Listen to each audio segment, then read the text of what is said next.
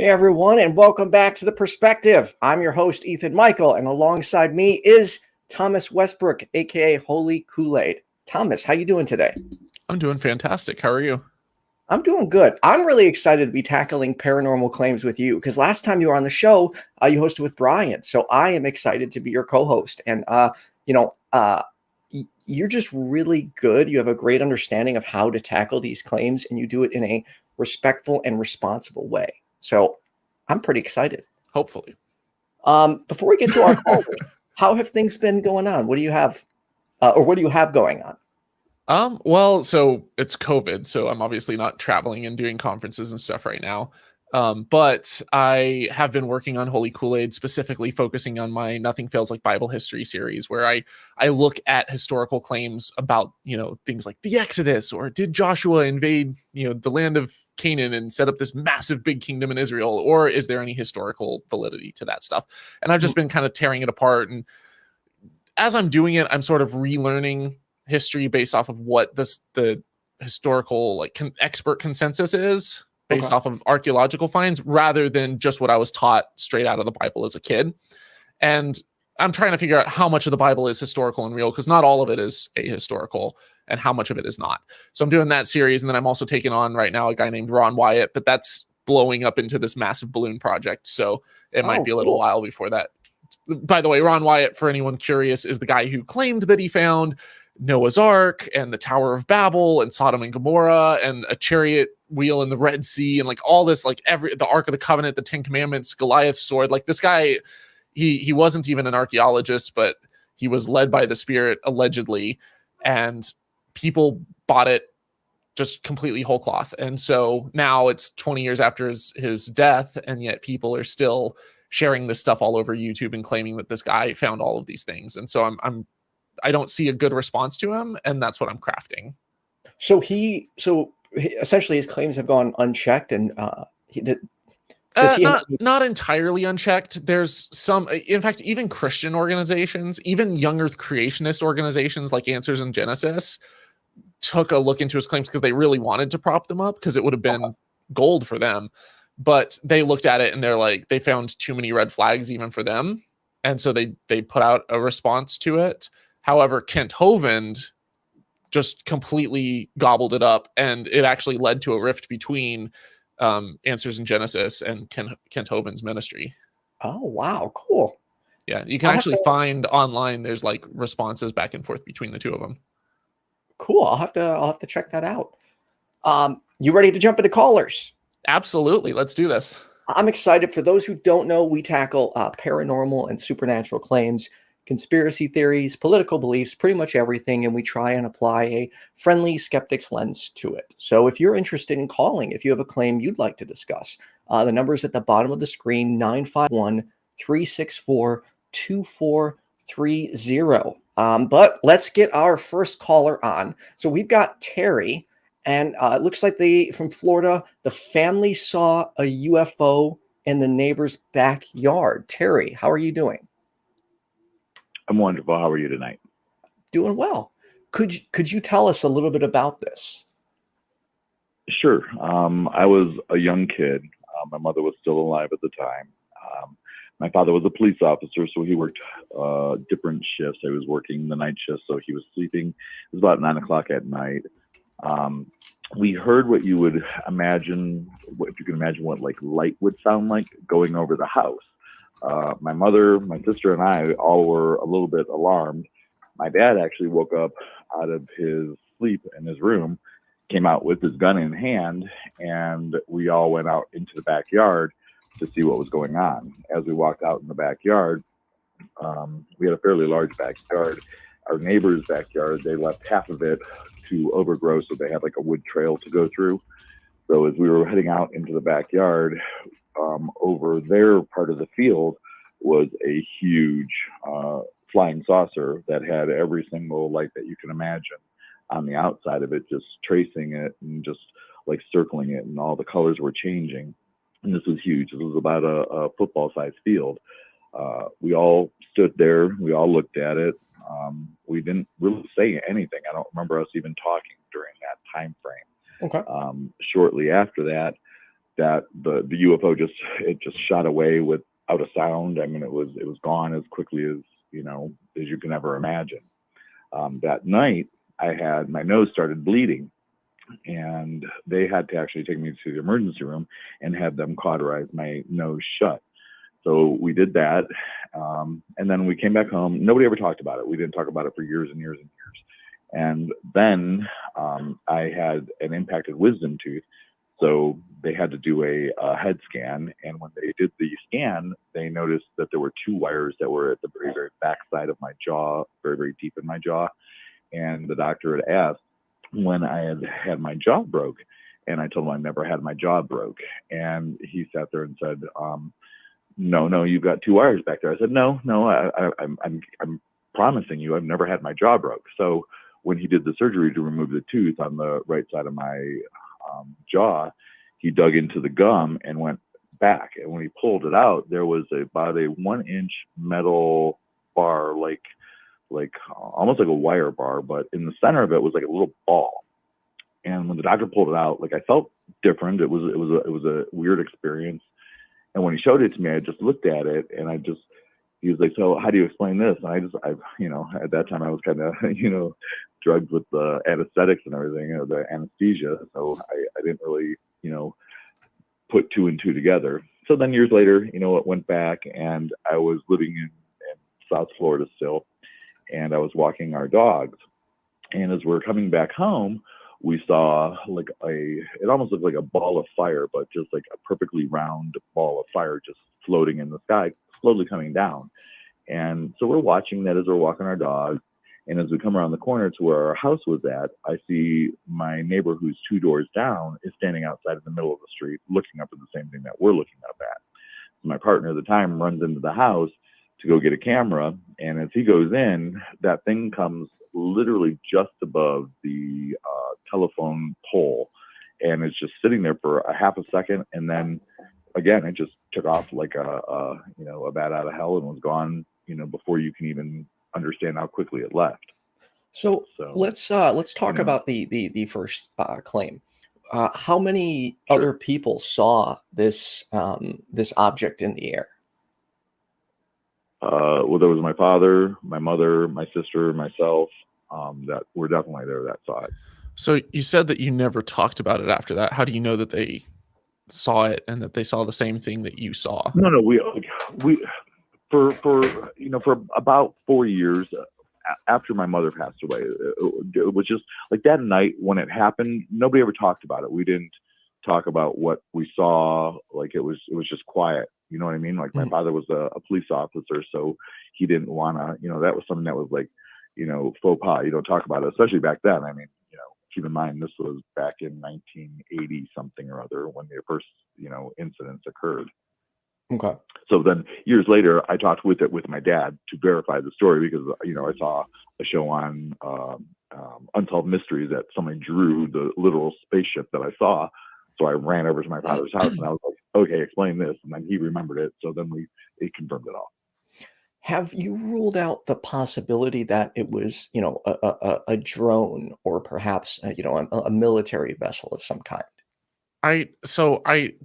Before we even go down that route, I think that was. Yeah, go ahead. Before we even go down that route, there's a number of things that sound iffy, and I'm just wondering, do you still have the metal rod from your mouth? I still have the one that's in the left side of my face.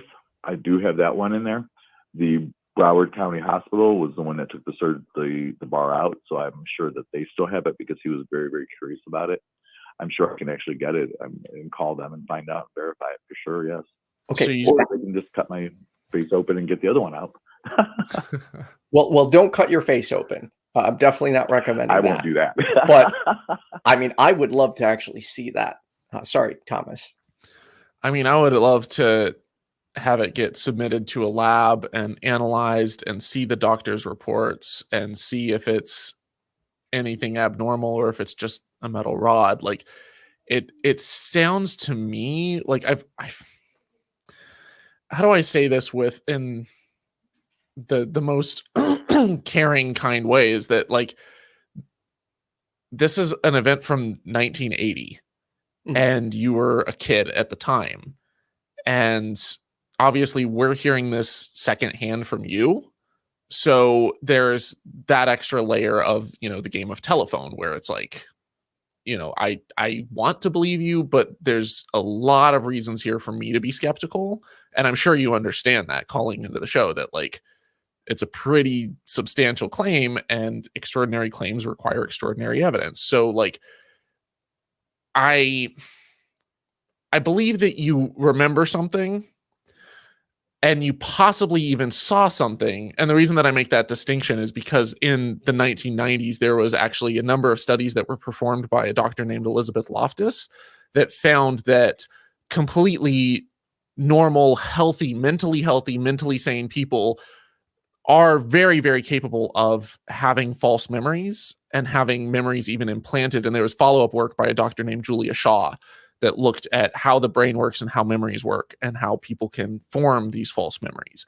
And oftentimes it can even happen at a group level. People are exposed to, the same influences in TV shows and things like that. I'm not saying that that's what happened with you, because this is sort of like an armchair diagnostic. Like I can't just come in and be like, oh yeah, I hear this and it must be that. And that's why I kind of stopped you for a second, Ethan, when you were like, it could have you ruled out, it could be a drone. If you ruled out, it could be this. Like there are actually hundreds of things that are mistaken for UFOs. And like, I could go down a list of like just one thing after another.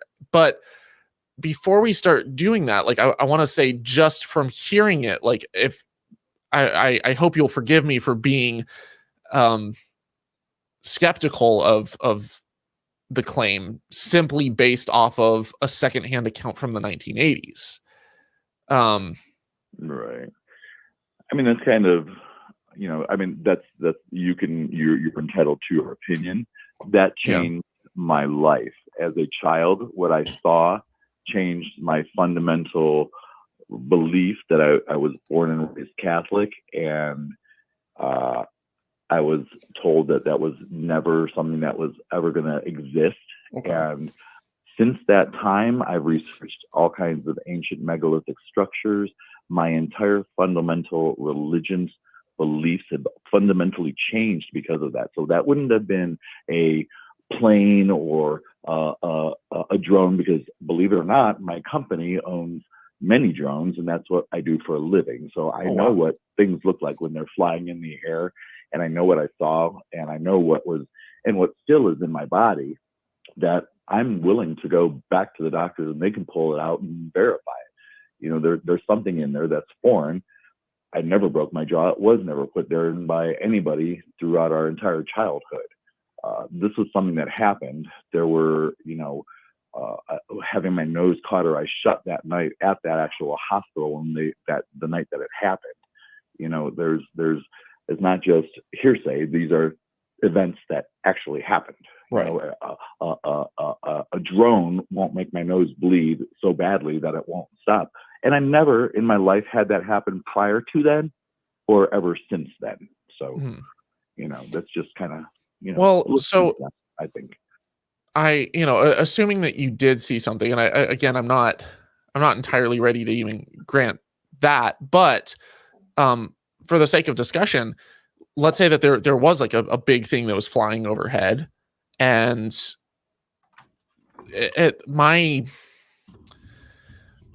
at that point you can say I saw an unidentified flying object, but to say that it was extraterrestrial, I'm not sure if that's where you're going with this, but it sounds like it is.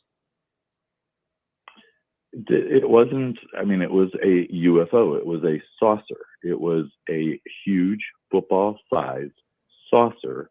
Football field or silently above the football tree. Size or football field size? Like a football field size. Our neighbor, we had a huge backyard. Half of their backyard was designated for just woods. This entire object hovered just over the top of that, and that's over an acre. So what is that? More than a football size field?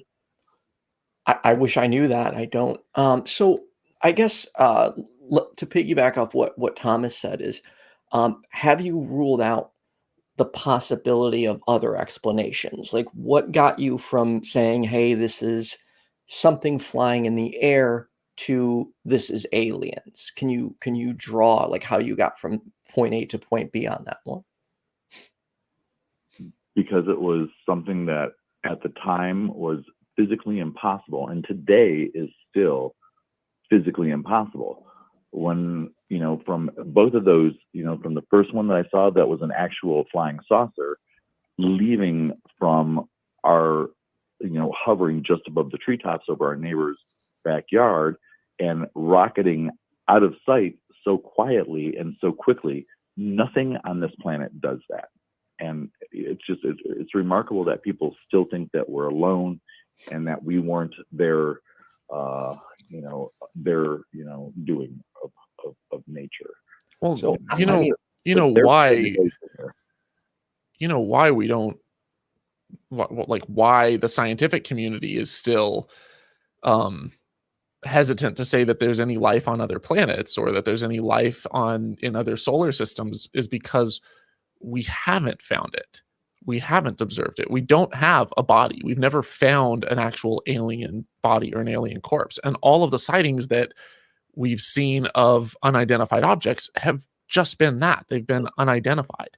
Now, there's, you know, claims of seeing strange objects and strange spy planes and things that look like flying saucers and spaceships out of Area 51 all the time.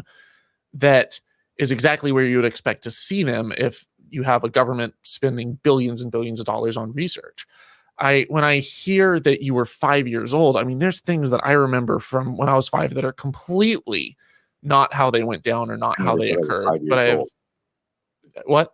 I was 10 years old when that happened. Oh, sorry, 10 years old when that happened. But I mean, there are things that I remember from when I was a teenager or older that, you know, my memory has changed and it's warped the memory, or the retelling of it has shifted it or changed it. And then I've gone back and looked at pictures and it's been very different. So like, I feel like saying you saw some lights hovering over and then it just disappeared in an instant. I mean, one, there are a lot of illusions that light can play, a lot of illusions.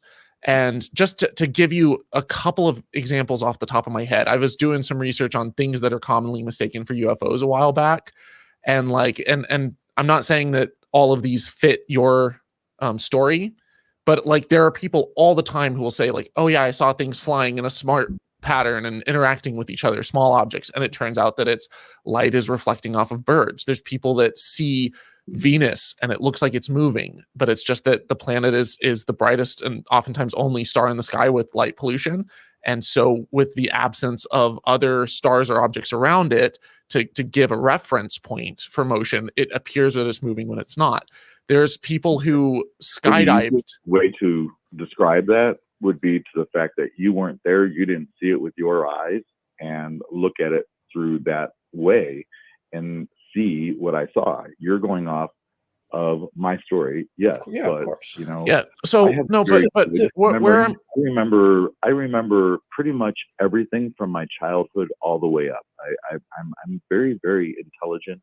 Oh, I mean, yeah, we're, you know, I'm sorry that, you know, maybe you don't believe in UFOs or extraterrestrials and stuff, but we're not alone. These beings did come. They've come multiple times, and they've come throughout the entire civilization of mankind, and prior to all the, you know, the ancient stuff that we don't even know about yet. Yeah. I mean, I don't want you to feel like I'm learning them. I don't want you to feel like I'm putting down your intelligence, because and that's why I preface it by saying like the studies that were done on memory, they were just literally a general broad study on how human memory works. It wasn't on whether or not someone had a mental illness. It has nothing to do with whether or not you're intelligent or what your IQ is. Like this applies equally to Albert Einstein as it does to you, as it does to me.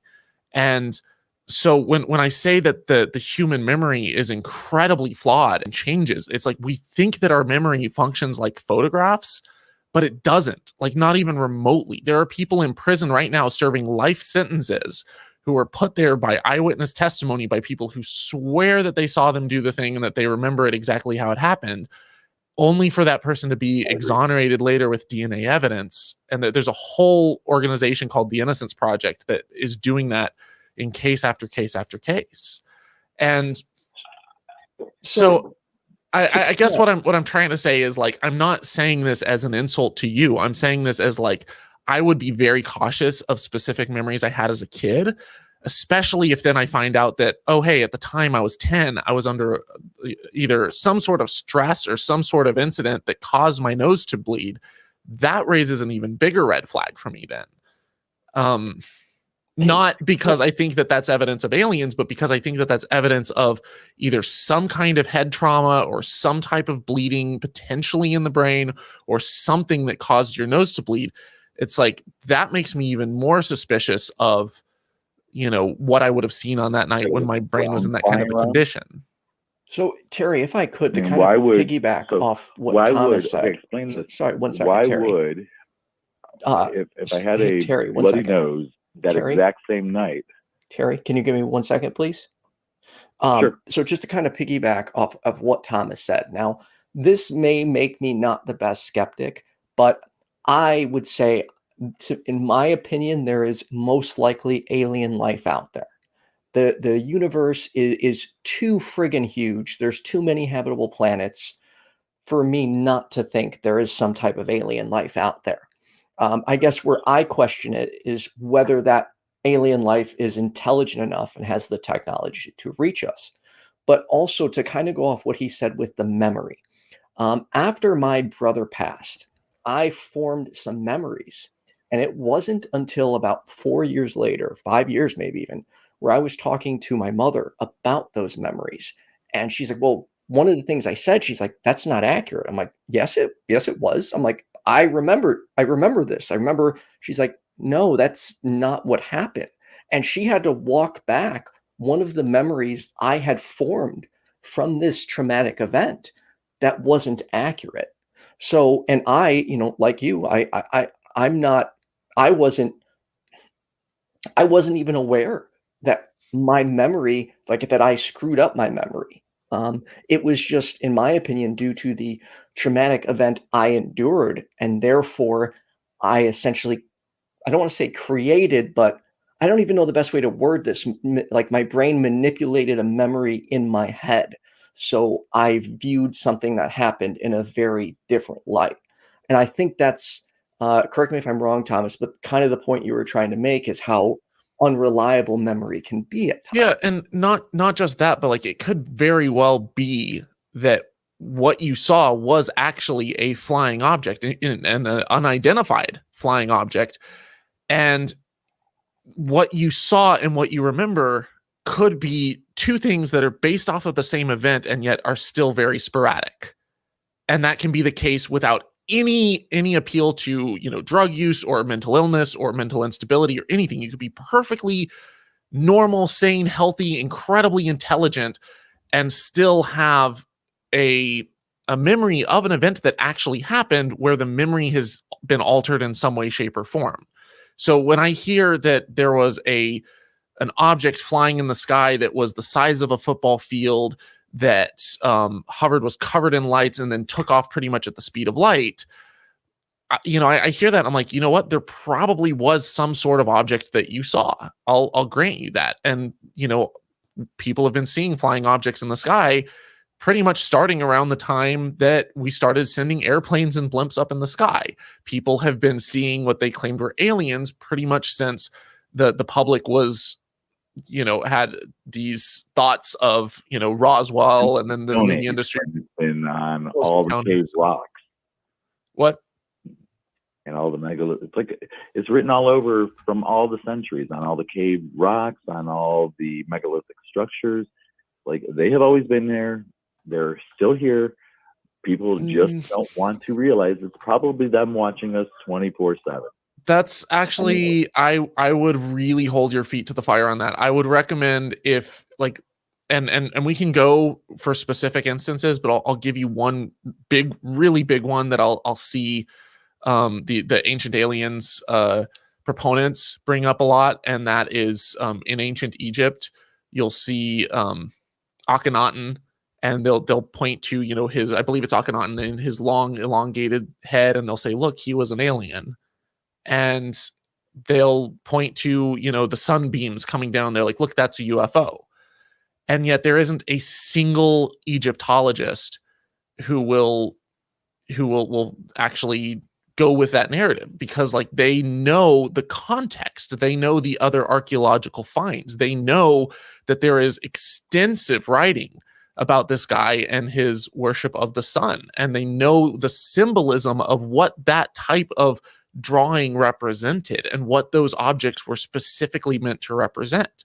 There's another great example I just saw. I wish I could remember the channel, where it was an expert in ancient Sumerian history who was looking texts that show all the gods that were living for 23,000 years at a time, that ruled man and ruled civilization. And then there's a tablet where it looks like there's, in the sky, there's like what appears to be a solar system.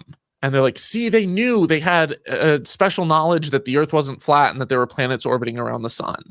And yet this guy breaks it down. He's like, actually, that's not at all what it represents. It looks like that. And if you don't have any understanding of their writing style and their art and their representation, but then he walks through it piece by piece. And he's like, actually, whenever they draw a star, they draw it like this. When they draw the sun, they draw it like this.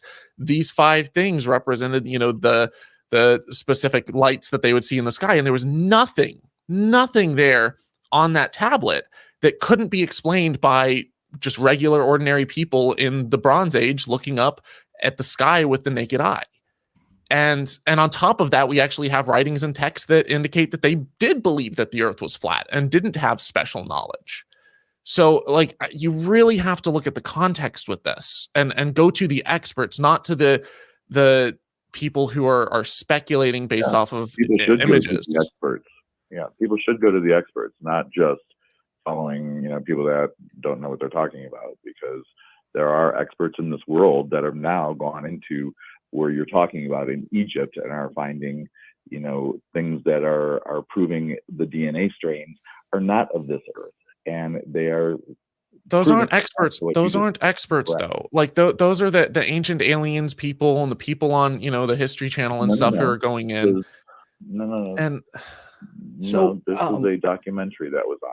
Look up the names of the people and pull them up and do some research on them, and you will find that they'll have, you know, listed next to their name explanations as to why they're a pseudo-archaeologist or a pseudo-historian or a pseudoscience proponent, and why they're not accepted within academia, why they're not accepted by the experts.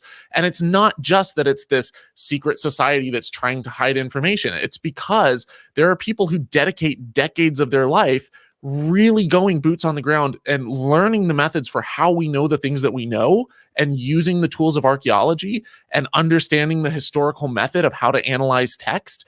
And they're taking that vast background of knowledge and information. Let me finish this thought real quick. They're taking this vast knowledge and information, and then all of a sudden they're having someone come along and cherry pick and selectively pull a few things out of context, and then put forth this circumstantial evidence to make their case for aliens. And it's, to be honest, it's quite frankly insulting to the experts in the field, because they're pissing on the integrity of just mountains of evidence to the contrary. What should be insulting to the experts in the field are when people actually see something multiple times and they witness it with their own eyes. They should listen to them and realize that what you're saying isn't correct. Dude, you're like, Thomas, you're not saying anything that's correct. I'm telling you that much because you didn't see what I saw. It's not just a plane. It wasn't anything that you can ever imagine.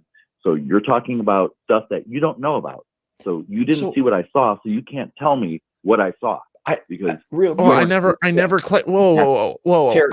claimed to tell you. I never claimed to tell you what you saw. I said very possibly you saw an actual event. I don't know.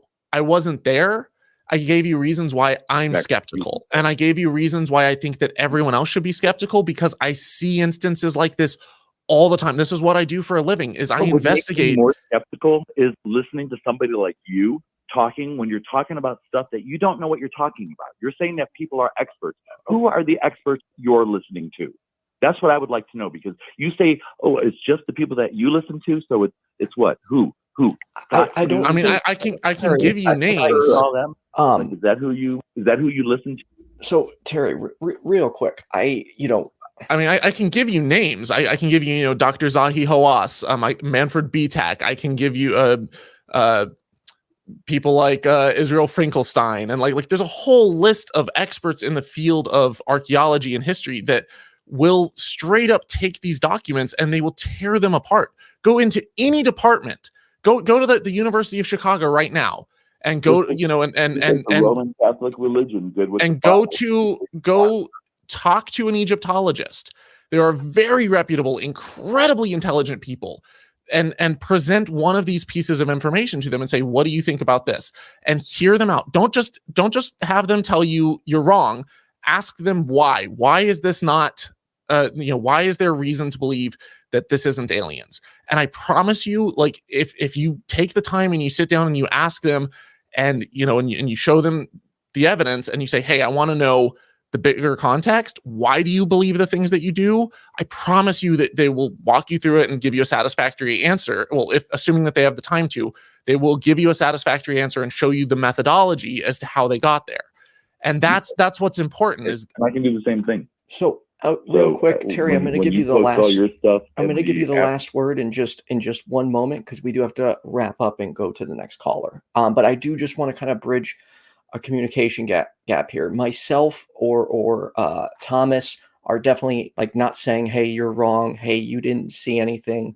We're just trying to encourage you to ask more questions before you reach So would you like me to ask the beings that sat there and abducted us? Is that who I should ask, or you guys that have not seen it?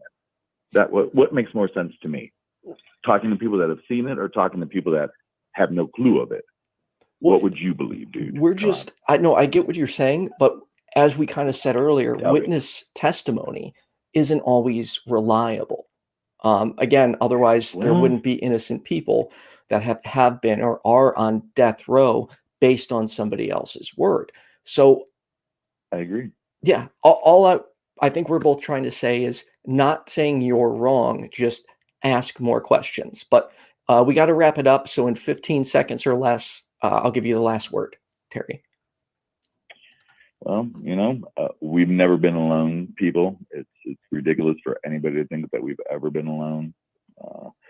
It's coming to a very close ending soon. So just buckle up. It's going to be a fun ride. All right. Well, that is a topic I would actually love to talk about more. But Terry, I appreciate you taking the time to call in today. And I hope you enjoy the rest of your day. You too. Have a wonderful night. Bye-bye, guys. Don't stop investing in your retirement plans, people. Yeah.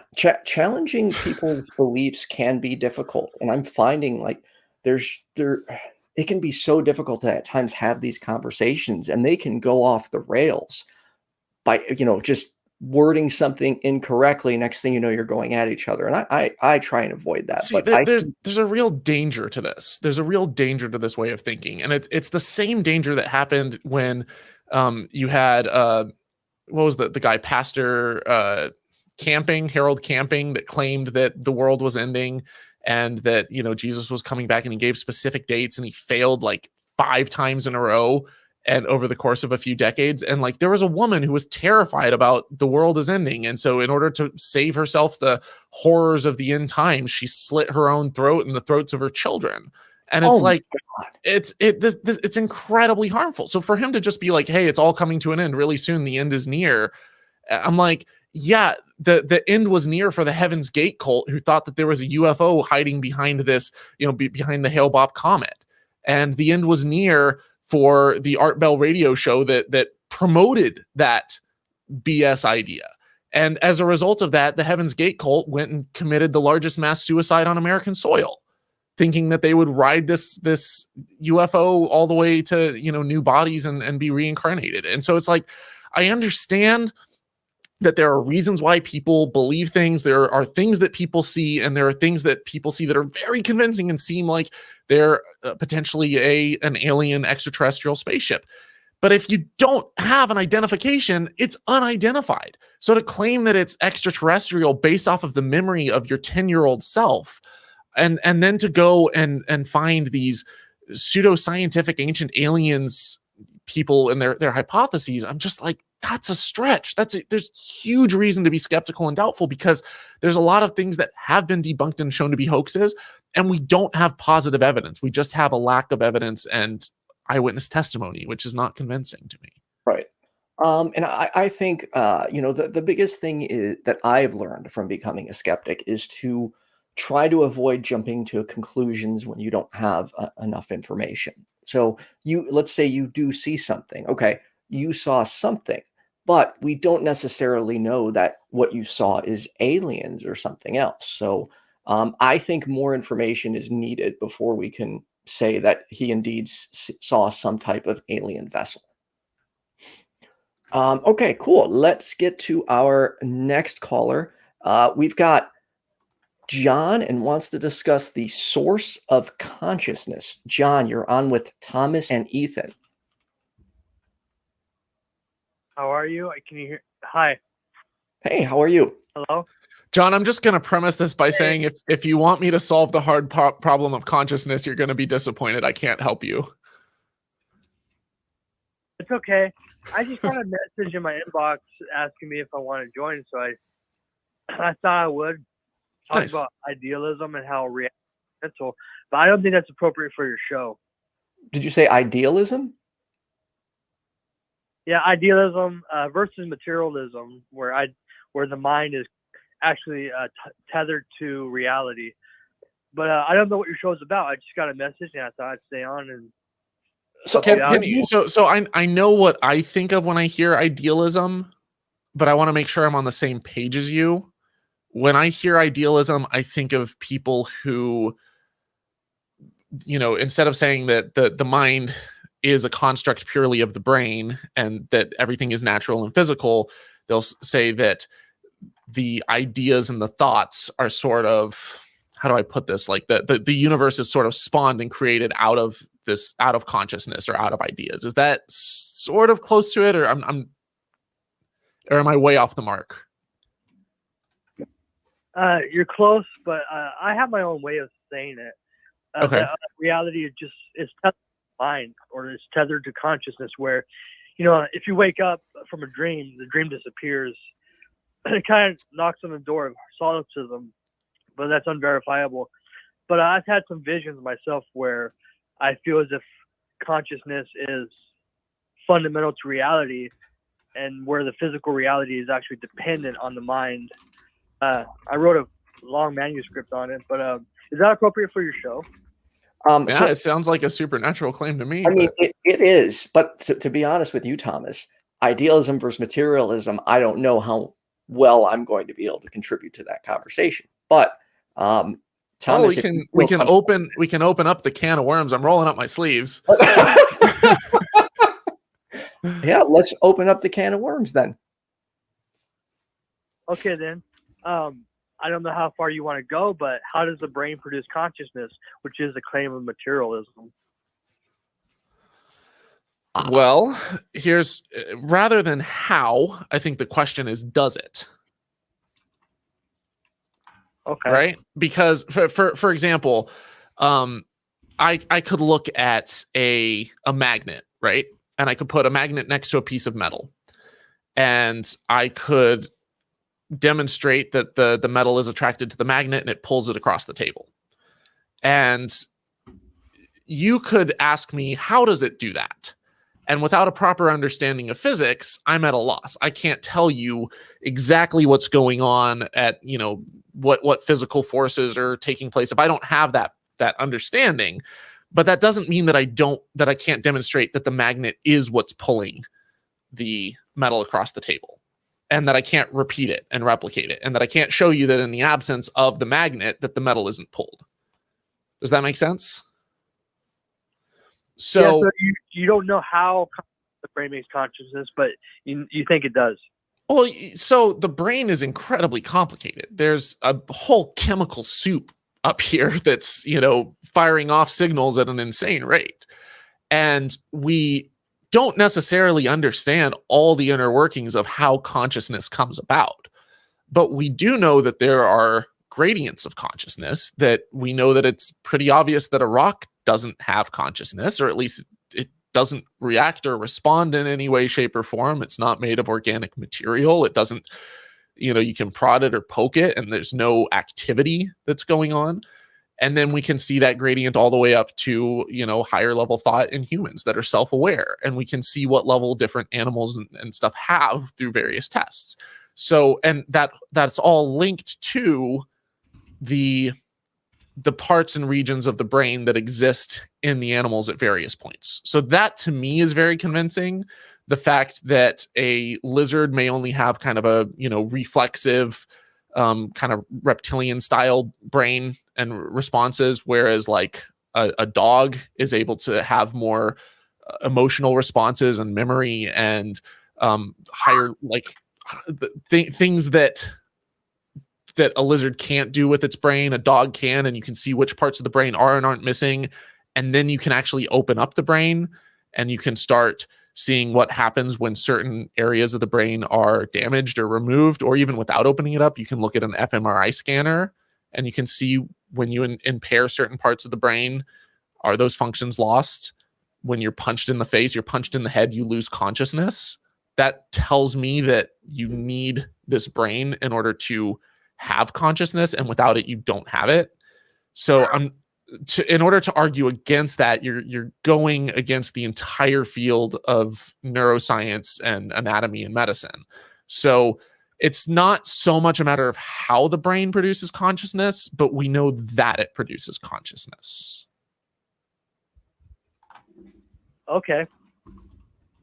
Does that sort of answer the question? I know that it's a really deep and fascinating field, because like once you start peeling back the layers of, like solipsism is incredibly fascinating to think about philosophically. And, are we in a computer simulation? Like there's a lot there that's really hard to prove and like hard to disprove. And I don't know if I can, but it's as far as assuming that this is an actual physical experience that we're having, everything that we encounter and test and demonstrate seems to indicate that like consciousness comes from this brain, this head. And not just for me, like for other people, when I affect their brain, then they lose all of the same functions that I have that come from my brain. Yeah, it's a very in-depth topic, which is overwhelming because I have a hard time calling into the show and knowing where to start. It's like pulling something out of a box where, as I pull something out, everything comes out with it. I just don't know where to start, but I can say that idealism rivals materialism very fairly, and to think that the mind is actually fundamental to reality is actually very plausible. I just don't know how much time we have to discuss this, because I don't know, are these shows 15 minutes long or 20 minutes long? I don't know. Well, but the show is 2 hours. We try and keep calls between like 15 and 25 minutes. That way we have enough time to get to all the callers. It usually depends on productivity. Like if the call's really not going anywhere, then we'll kind of end it earlier.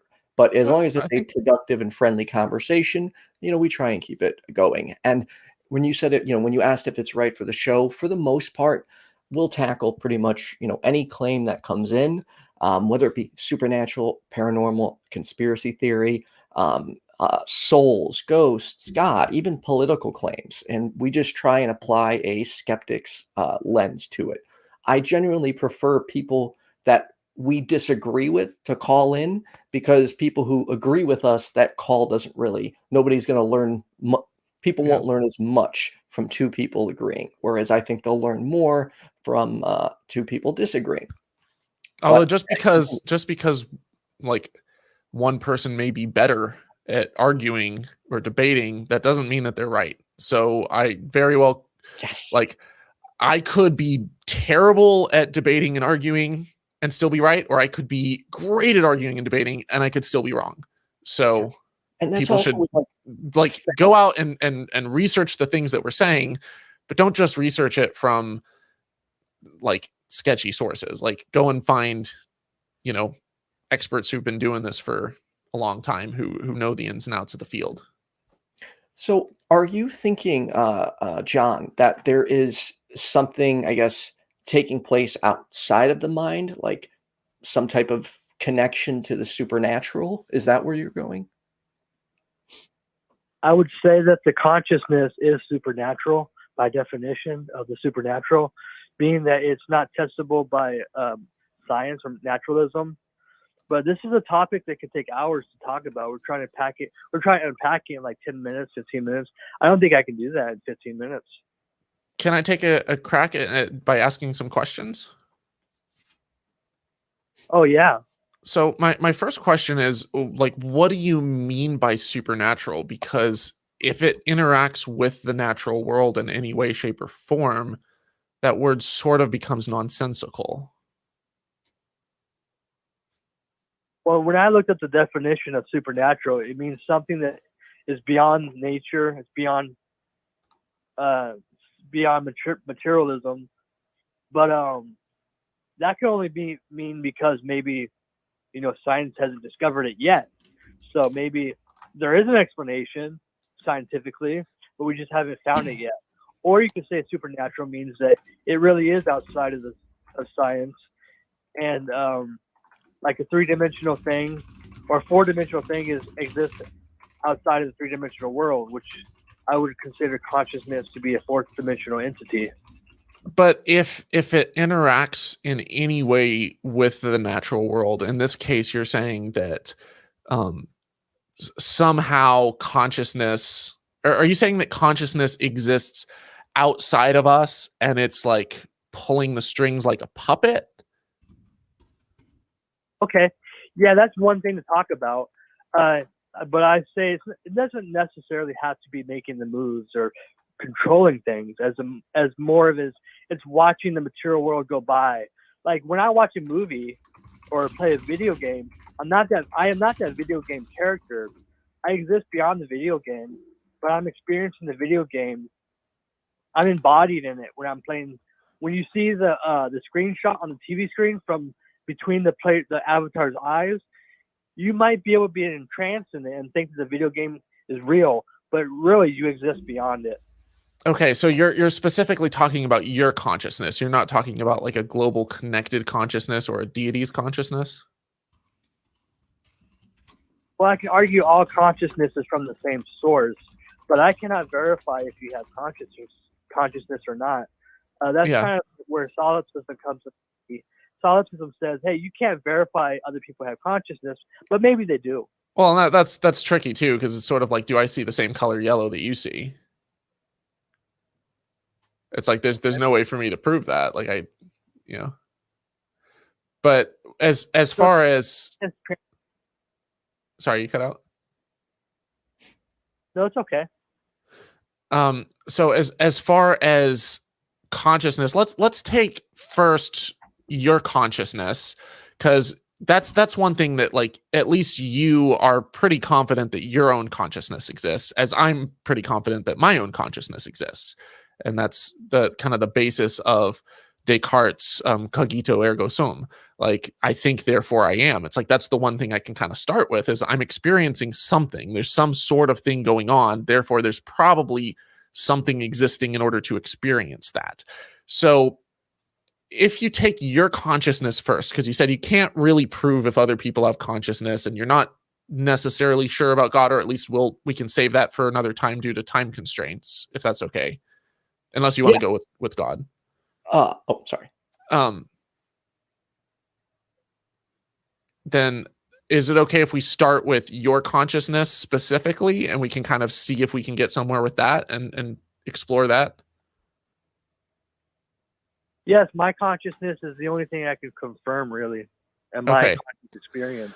So real quick, if I could, just one thing for people watching. They had referenced solipsism. Just so you're aware what that is, from my understanding, it's essentially, are you a brain in a vat? Is that accurate? Exactly. So it could be like you're in the Matrix hooked up to a tube, a simulation, or just a brain floating in outer space, that everything is. You think that you're experiencing this world, but yeah. Any one of those versions will do. Yeah. Okay, so here's the question. Solipsism is tricky because anything that a brain in a vat would experience, you would, because everything that we experience is literally just what our brain experiences. Like if I touch you, it's just the sensation traveling to your brain and creating this sensation of I have just been touched in the mind.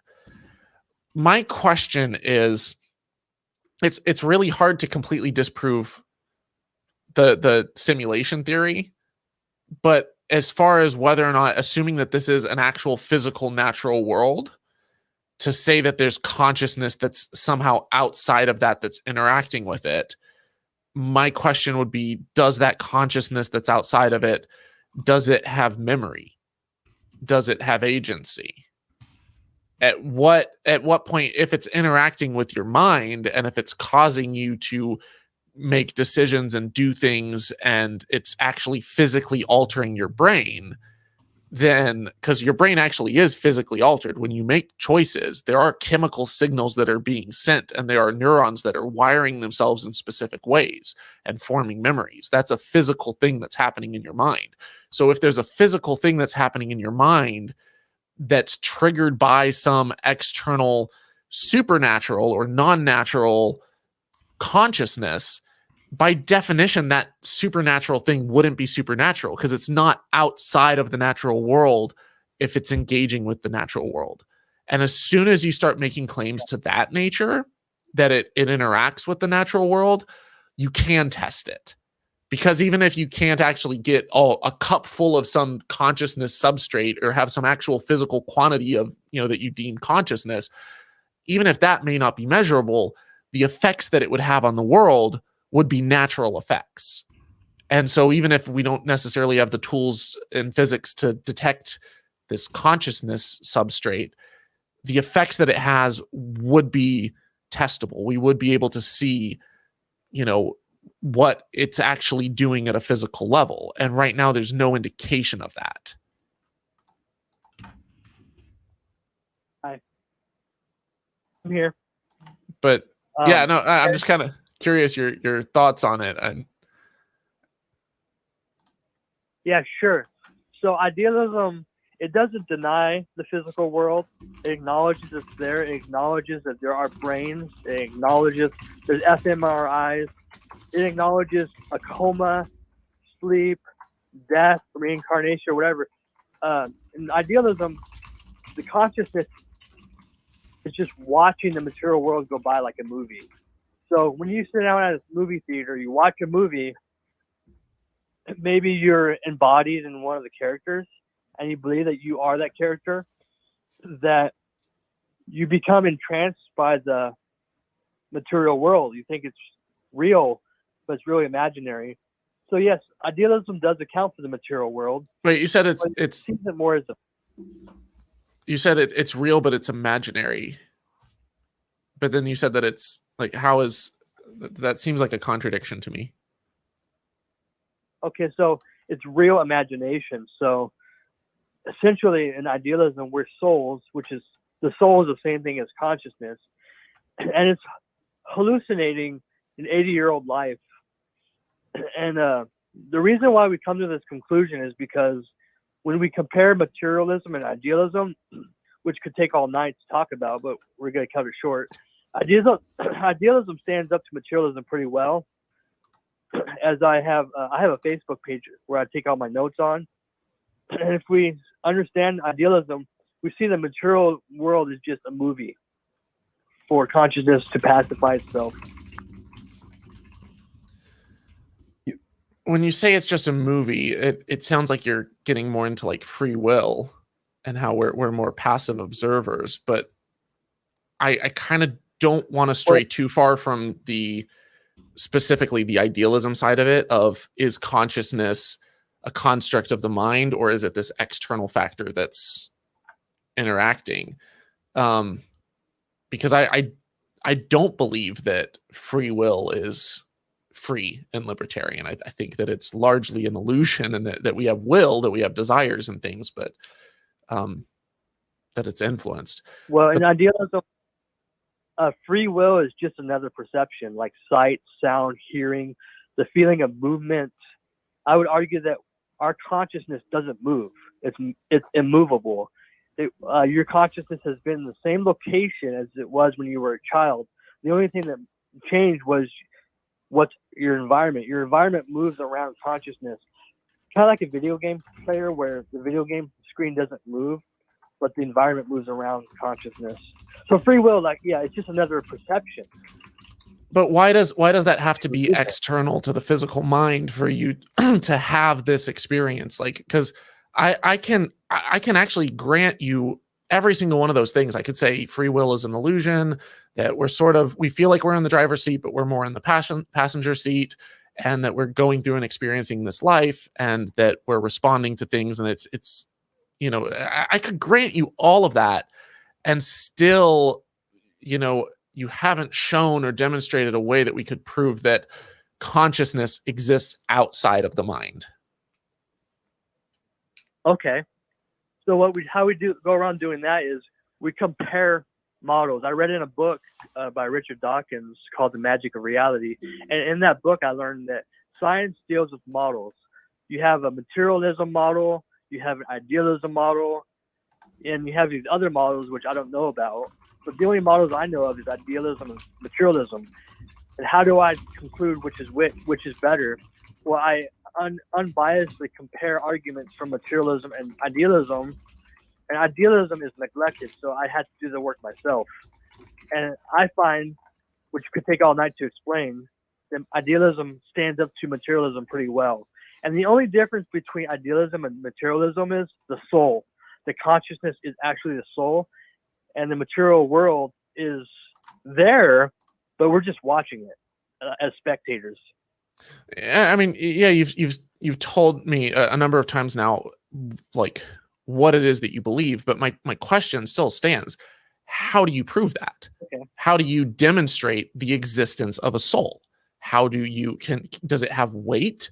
Can we, pray? Is there a way that I can put my soul in your mind, that I can control you? Can I wish things into existence and wish for a parking spot to be open and it'll be there? Because those are things that we can test. Okay.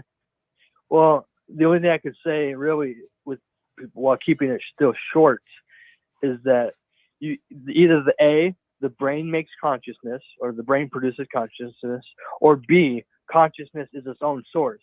And then you got C, maybe God, an external creator, God, deity, created us, and we're going to go to hell or heaven or hell. But I dismiss the creator religious side of it, and for obvious reasons, which we won't discuss, it takes too long. So I got A and B. Either the brain makes consciousness, or B, consciousness is its own source. And materialism says that the brain makes consciousness. I say, how? They say it's brain activity. I say, okay, how does brain activity make consciousness? And they're at a loss. They don't know how.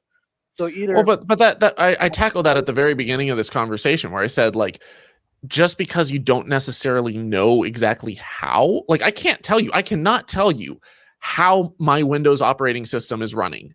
I cannot tell you the difference in the code between that and my MacBook. Like, I genuinely, like, I took lessons in programming. I can, walk you through how an if statement works and stuff like that. But, like, if you wanted me to actually piece it together from the ground up, from like a NAND gate and electrical engineering, and build the components and create the operating system, I promise you, I can't do it. That doesn't mean that I don't know beyond a shadow of a doubt that the computer is the source of the operating system and the all of the things that are showing up on my screen, that's being stored on the hard drive, that it's being processed by the processor, that, like, I know those things for a fact, because I can take those parts out and I can swap them out with other computers, and I can change the components, and I can run programs on it, and, like, I can smash it and destroy it and it stops working. So I can tell you beyond a shadow of a doubt that that is the source of the computer's brain, for lack of a better word, but I cannot tell you how it works. So taking this question of how does consciousness work, it's incredibly complicated, and we're trying to reverse engineer it. And scientists, neuroscientists, only for the last few decades have even had really even I would call an fMRI even a rudimentary method for looking inside the brain. You're not really getting the same level of fine-tuned details where, you could just analyze every single one of like billions of neuron connections and, run these huge, simulations on it and stuff. It's like they're trying to get a better understanding of how it works. And I'm not a neuroscientist, so I apologize if someone in the chat is, because I'm probably butchering all of this.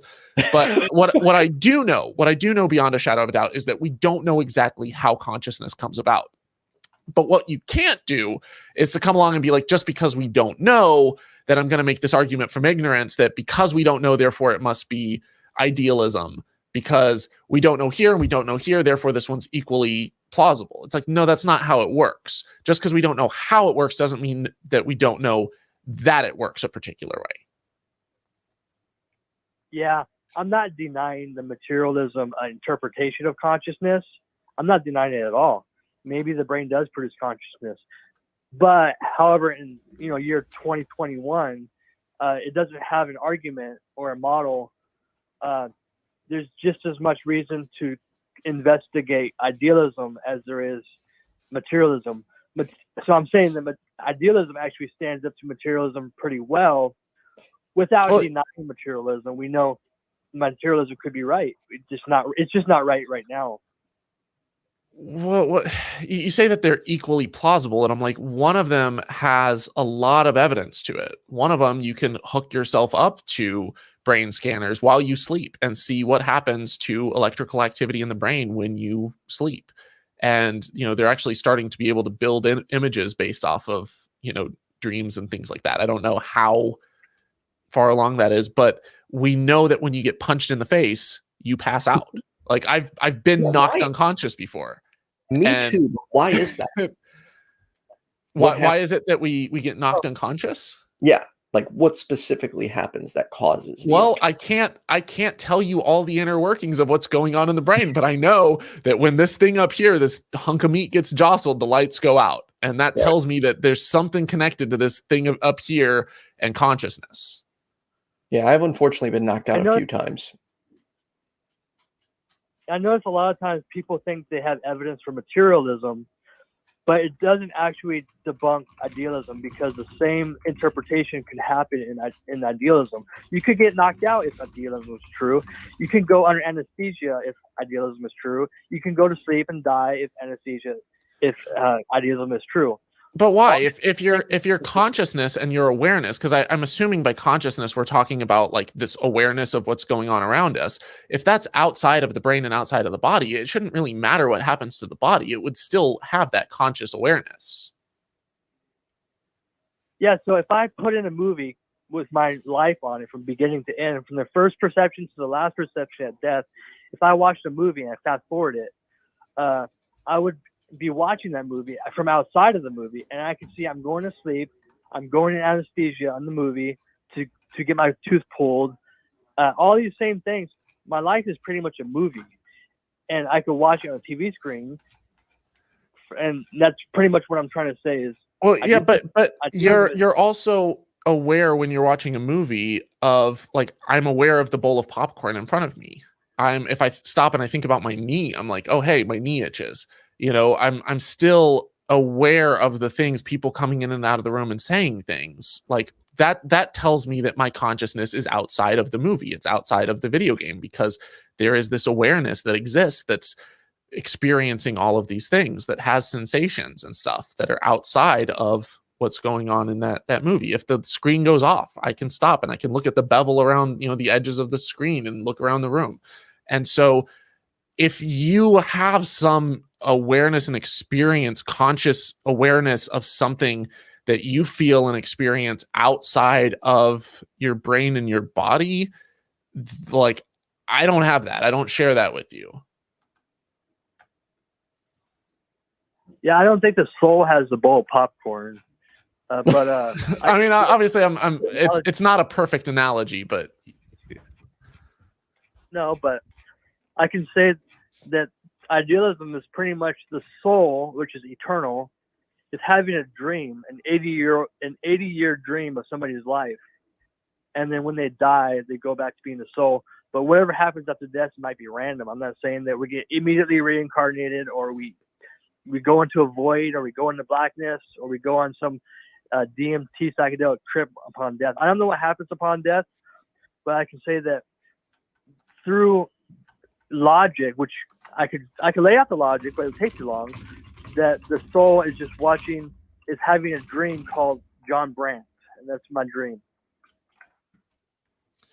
I mean, I'd have to come back to what's your evidence for it? What's your proof of it? Because without that, I mean, I could claim, and I'm not trying to belittle you, but I'm just for the sake of comparison, I could claim that actually we're a giant bowl of tomato soup floating through space, and that's the source of our consciousness. Or we are a potato that is, stuck in Mars with probes in it, and it's like a potato battery, but instead of a battery, it's wired up to have consciousness. And I could sit here and I'm coming up with this stuff off the top of my head, specifically because it sounds ridiculous, not to put you down, but to say that there are propositions that can be made that without substantial evidence to be backed up, that's all they are. They're unsubstantiated hypotheses. So for you to say that there's an equal amount of evidence for naturalism and for idealism, I'm like, wait a minute. We have an overwhelming amount of tested, verified data around us, like that is interacting with this natural world. Does that completely disprove this alternative hypothesis of, say, solipsism, that we're a brain in a vat or we're in a simulation? No, but the problem with that is it's unfalsifiable. There's no way to disprove it. And the value of a scientific proposition is falsifiability, testability. And so far, I haven't seen anything that you've put forth as substantial evidence or anything empirical that can be tested, a way to test this. And so to say that they're on the same footing, I don't buy it. It's one is purely speculative, and the other is based off of everything that we've tested and experienced around us. Real quick, Thomas, when people refer to falsifiability, what specifically does that mean? So falsifiability, for example, let's say that I put forth a theory that says I'm actually a penguin. That is a testable, falsifiable claim, because you can come and you can say, okay, look, here we have a penguin, here we have Thomas. Let's take their DNA and see if it matches up. Let's see what are the traits of a penguin, what are the traits of Thomas. Like that's a easily falsifiable claim. I can say right now, I have a Lamborghini in my garage. That's a falsifiable claim, because we can go down to my garage and we can look and we can see that there's no Lamborghini in my garage. I wish there was, but it's been falsified. And we can do that with a number of things in science. Now, some things are unfalsifiable. I can say somewhere out there in the eternally expanding universe, there are Pokemon. There might be, but it's unfalsifiable. I cannot go physically and explore every single corner of the universe. But until you demonstrate, until you show that there's Pokemon, the safe way, the safe response for me as, a healthy skeptic, not as like a cynic, but like someone who's practicing healthy scientific skepticism, is to say, okay, you've made this claim, you have a burden to prove that claim. And until you show something that demonstrates it, like the case with the guy arguing about the aliens, if he presented an actual corpse of an alien that we could dissect and break apart, or if he had a spaceship or a piece of the spaceship that we could take and we could break apart, all of a sudden, then you have something that you can start to test and work with. But until you have that, until you have some way of testing something, then you're purely making an unfalsifiable claim. And that's the problem with solipsism, is I could claim we're all living in a simulation, but how do you test that? If you can come up with an experiment or a way to prove it wrong, then we can start working, with it. And there may be an experiment like that out there. I'm not aware of one. So we got to wrap this So- call up in just a moment, John. But what evidence do you have for the soul, or why do you think there is a soul to begin with? Sure, by using Richard Dawkins' explanation or process by comparing models, we come to conclusions by comparing models. Do you agree? Conclusions by comparing Hello? models. Sorry, I'm trying to process that. Yeah, so So I think got what materialism. so when you say you compare models, I know what comes into my mind. What comes into my mind is, for example, you have one model that says that the Earth is an oblate spheroid, that it's like spherical but a little bit squished, and that it's flying around the sun at a specific speed, and that it's got a moon orbiting around it, right? So you've got that model, and then you've got another model that says that the Earth is flat. And so you have these two competing models. And so you start saying, okay, what are the data points that we can gather, that we can observe, and that we can test? And you look at it and you say, okay, well, we know that the day is this length, and we know that seasons are this long, and that a year is this long, and we know that the sun, it'll be daytime in one part of the Earth and nighttime in another. And you can start calculating all of these things out. You can look at the lengths of shadows and things, and you can look at the sun going behind the horizon. And flat earthers will come up with explanations for these various things and try to, say, hey, this explains our model because the sun is actually above the Earth and it's circling around this way. And they'll come up with all these different reasons. And then you say, but we also have spaceships that launched into space, and we have pictures, and we can calculate out how long it takes us, or how long it takes for light to reach us from the moon, and we can bounce a laser off of the moon, and we can do this, that, and like there's all these things that we can start building up to shear up one model, and the evidence will all be overlapping and conjoining on one data point. And if the evidence doesn't fit that, or one model, and if the evidence doesn't fit that model, you either revise the model or you discard it. In the case of flat earthers, they may be able to have a partial model that accounts for some of the evidence, but not all of it. And so then they might have 3 or 4 different models, and they'll kind of cycle between them to explain away different data points, but it's not one model. It's not one solid model that accounts for all of the evidence. And we do have that with around Earth. And so when you say that there's two competing models, I that's what comes to my mind. Exactly. So you got materialism and you got idealism. Now we can unpack all that if we want to, but that's going to take a couple hours. Literally, we can't discuss that. So why? Here's my question. And this, if I'm perhaps going about this poorly, Thomas, let me know. But when if I need evidence for a rock, I can point to a rock. If I need evidence for gravity, I can pick something up and drop it. Why is it these supernatural claims always require these long philosophical arguments but can't directly point to any type of evidence? I'm trying to focus here. You're interrupting me. I don't care. Oh, that's interrupting me.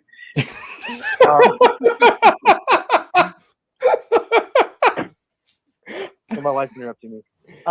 If you could though, try and, because we have to move on in just a moment, so try and wrap it up as quickly as possible. Yeah, I'll wrap it up as quickly as I can. I don't talk much as it is anyways. Materialism, they could be called models or they could be called arguments, and each argument has its own explanation between it. So, long story short, I've been comparing idealism versus materialism for a couple years now. And materialism doesn't actually have a place for consciousness. It says it's a byproduct of brain activity. So until materialism actually has an explanation for it, it really has no argument. But you can say the same thing about idealism. It doesn't have an argument. But I got to wrap this up.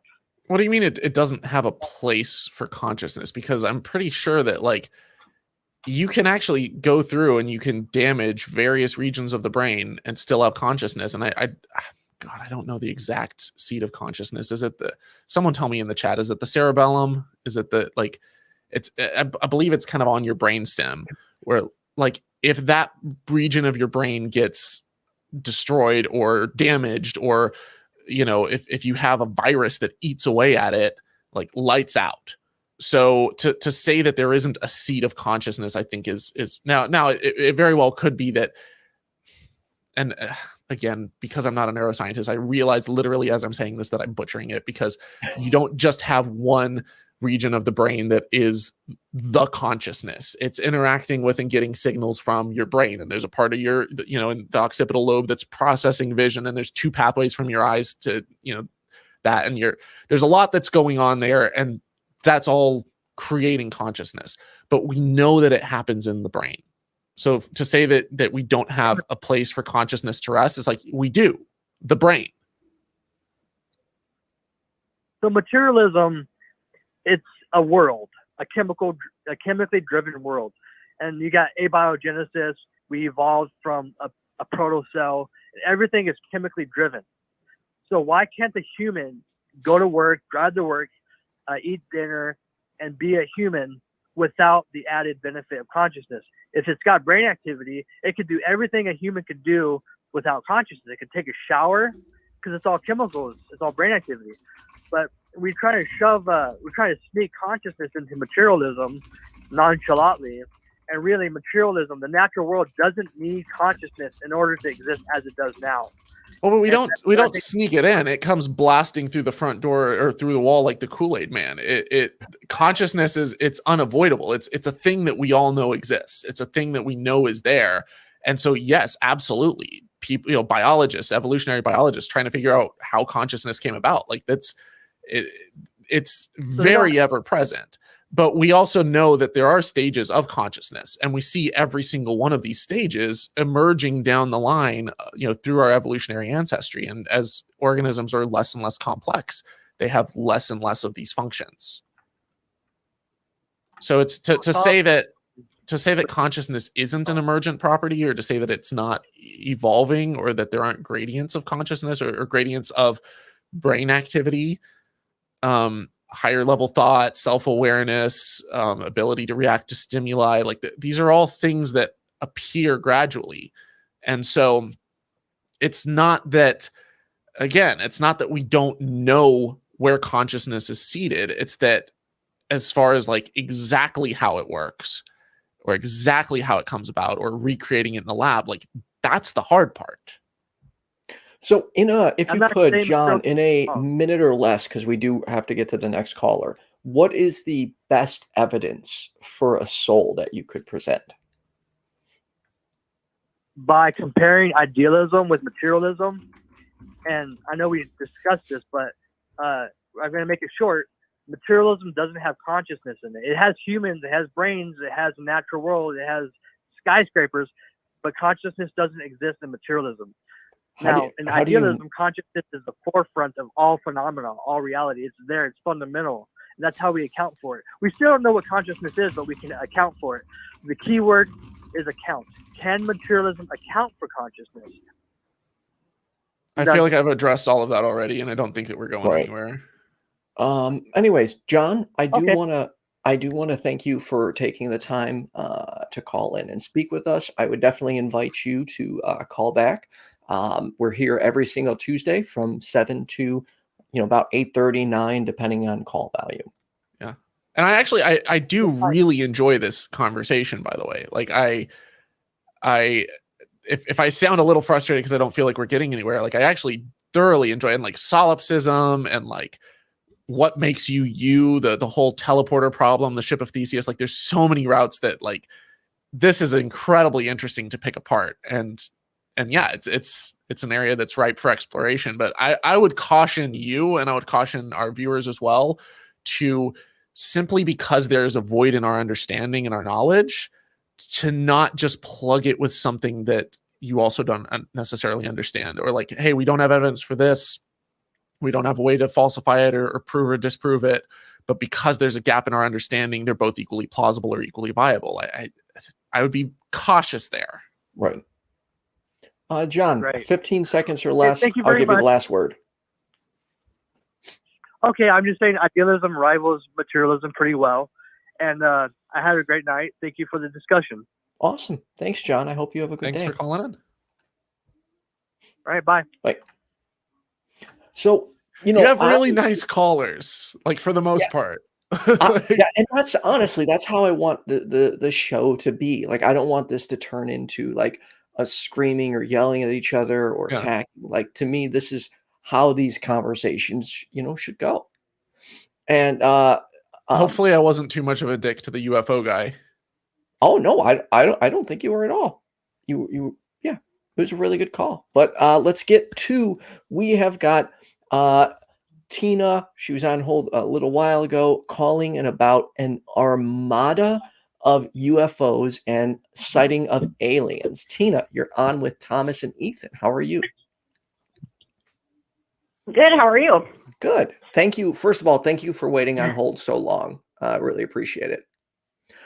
No problem. So let's what did you want to talk about? Okay, so it was something that I seen in the middle of the night on the way from one place to another, I guess. I was going from Grants, New Mexico to Farmington, New Mexico, and I was on the part of the road that is in a place called Crown Point, and it's really close to the Indian reservation. Okay. And I was looking out the window and I started seeing UFOs. Like some of them were hovering above the ground. Some of them were like flying in the air. Some of them were like a bright orange color, like hot steel. And some of them were like shaped differently. Like the only way I can explain it would be like seeing a 57 Chevy and then seeing a 1980 Trans Am and then seeing a 2000 whatever Ford truck. They were all different, types and sizes, and there was just tons of them. Some of them were huge, like the football field one, Okay. and some of them were small, like about as big as a house. And so I'm freaking out, and the person that's driving me is just driving, like, oh wow, yeah, I see that, or like big deal. And so then he decides that he needs to go pee and he's going to pull over. And I'm like, please do not pull over. And he pulled over anyways and got out. And when he got out, went around to the back of the truck. And I looked like out, catty corner out my window. And I seen two alien grays like instantly appear behind a fence line. When you say, from real the quick, truck. Tina, when you say grays, are you referring to like the like what we commonly see in like on like news media and shows, like a gray, bald-headed, like taller alien? It was a short one, but yeah, gray. And it was dark, so that's another reason that I say it was gray, but because that's the color that I seen at night. And I just got this feeling of it impending doom that came over me, and it was like, get out of here now type feeling.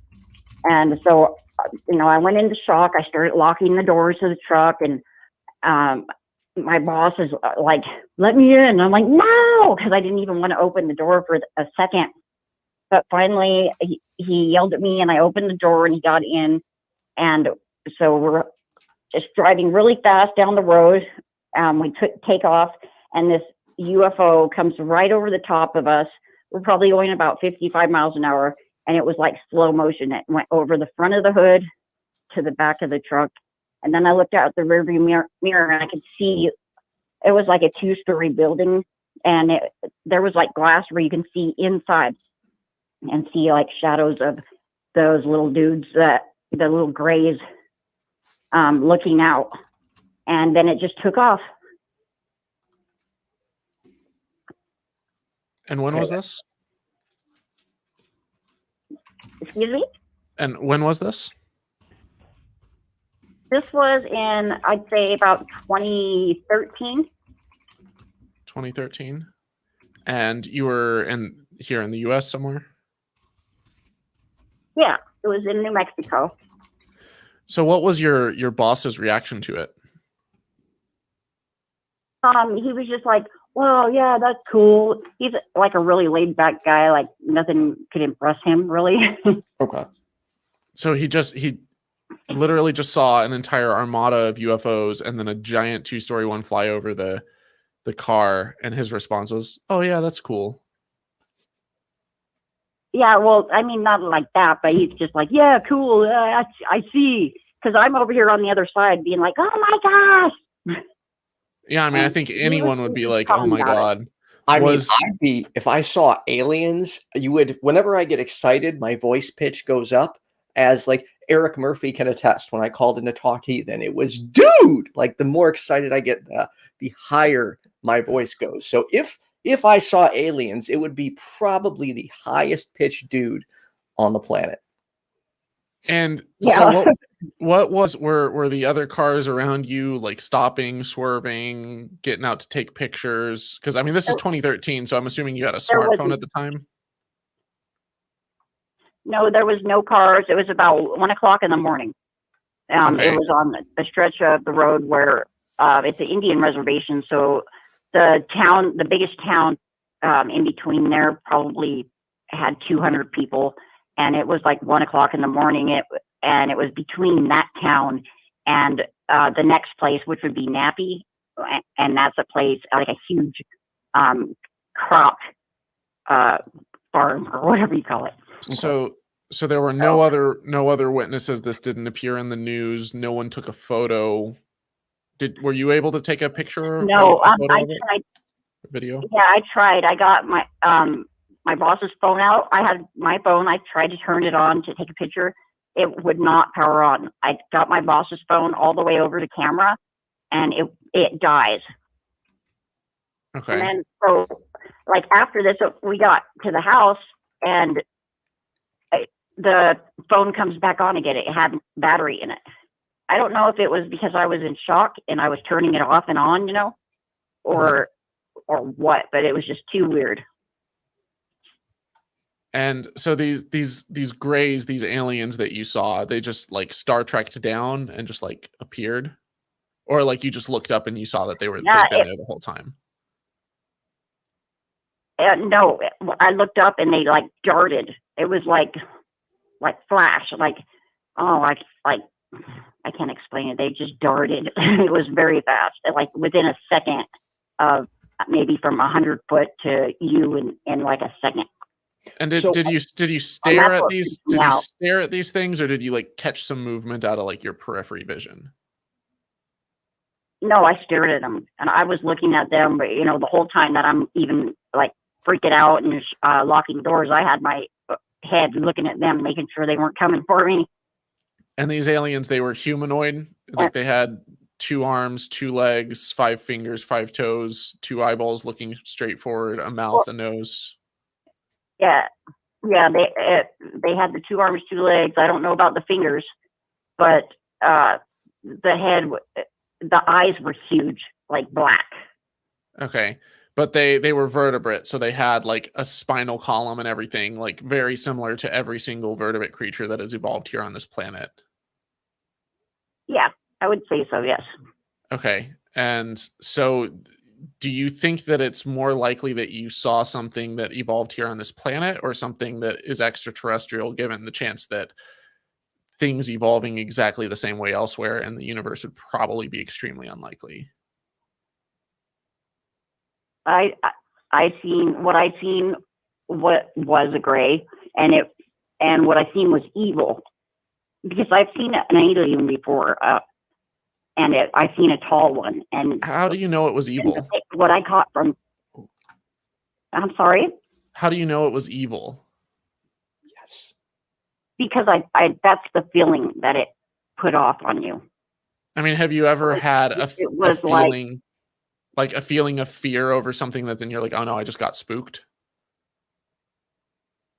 No, not like this. Because I mean, I've had like my dog walk by or something, and I've been like, oh, and like jumped, and then I looked down, I was like, oh, it was just a cute little Fluffy. Like, well, not Fluffy. I've never had a dog named Fluffy, but when you say you feel evil, what does that feel like?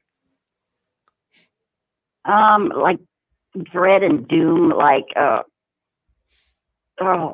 it's like the worst feeling of shock and fear, and it's horrible. Like you're about to die if you don't leave, type thing. So are you saying this feeling of evil is not the same as fear, or is it fear? It is fear. Okay. Yeah, I would say evil is fear. Okay, so they might not necessarily been evil. It could have just possibly been shocked or afraid of what you had seen. That could be. There's always that. And just for clarity, and I only ask this, there's nothing wrong with it, but like I myself haven't enjoyed hallucinogenics. Were there any type of like drugs or alcohol involved? Not at all, no. Okay. But it was late at night. Yeah, it was around 1 a.m. So, and the part of the area where I seen him at would be a prime area for an armada of UFOs to like sneak through, is because there's like canyons and washes. Mm-hmm. I mean, honest, can I be straight up front and blunt and honest with you? Sure. There isn't a place on planet Earth that is an ideal spot for an armada of football field sized UFOs to sneak through. Like, I'm sorry, but we have True. hundreds of thousands of telescopes and there are millions of telescopes, people prodding eyes, cell phone cameras, smartphones, satellites by the thousands orbiting around our planet, that are staring down, taking pictures of stuff, government satellites. Like there's radar detectors, there's scanner, like almost 8 billion people on planet Earth. So for an entire armada to travel across the universe, across the galaxy to our solar system, and then just kind of slowly inch down across, kind of rural United States. I'm not saying you didn't see something or experience something, but just the last point that you said about it's an ideal place for them to slip by unnoticed. I'm gonna have to, call that out just a little bit. I understand that. I do. Also, the land where I was at they call it the Badlands, and it's like rocks that they used to be mountains, but now they're turning into sand type stuff. Mm-hmm. Or it could be that those armada of UFOs have been going there so long that the radiation got to it. Who knows? I mean, you can test that. You can take a Geiger counter out there and measure radiation levels, or you could talk to a geologist and ask how rocks break down.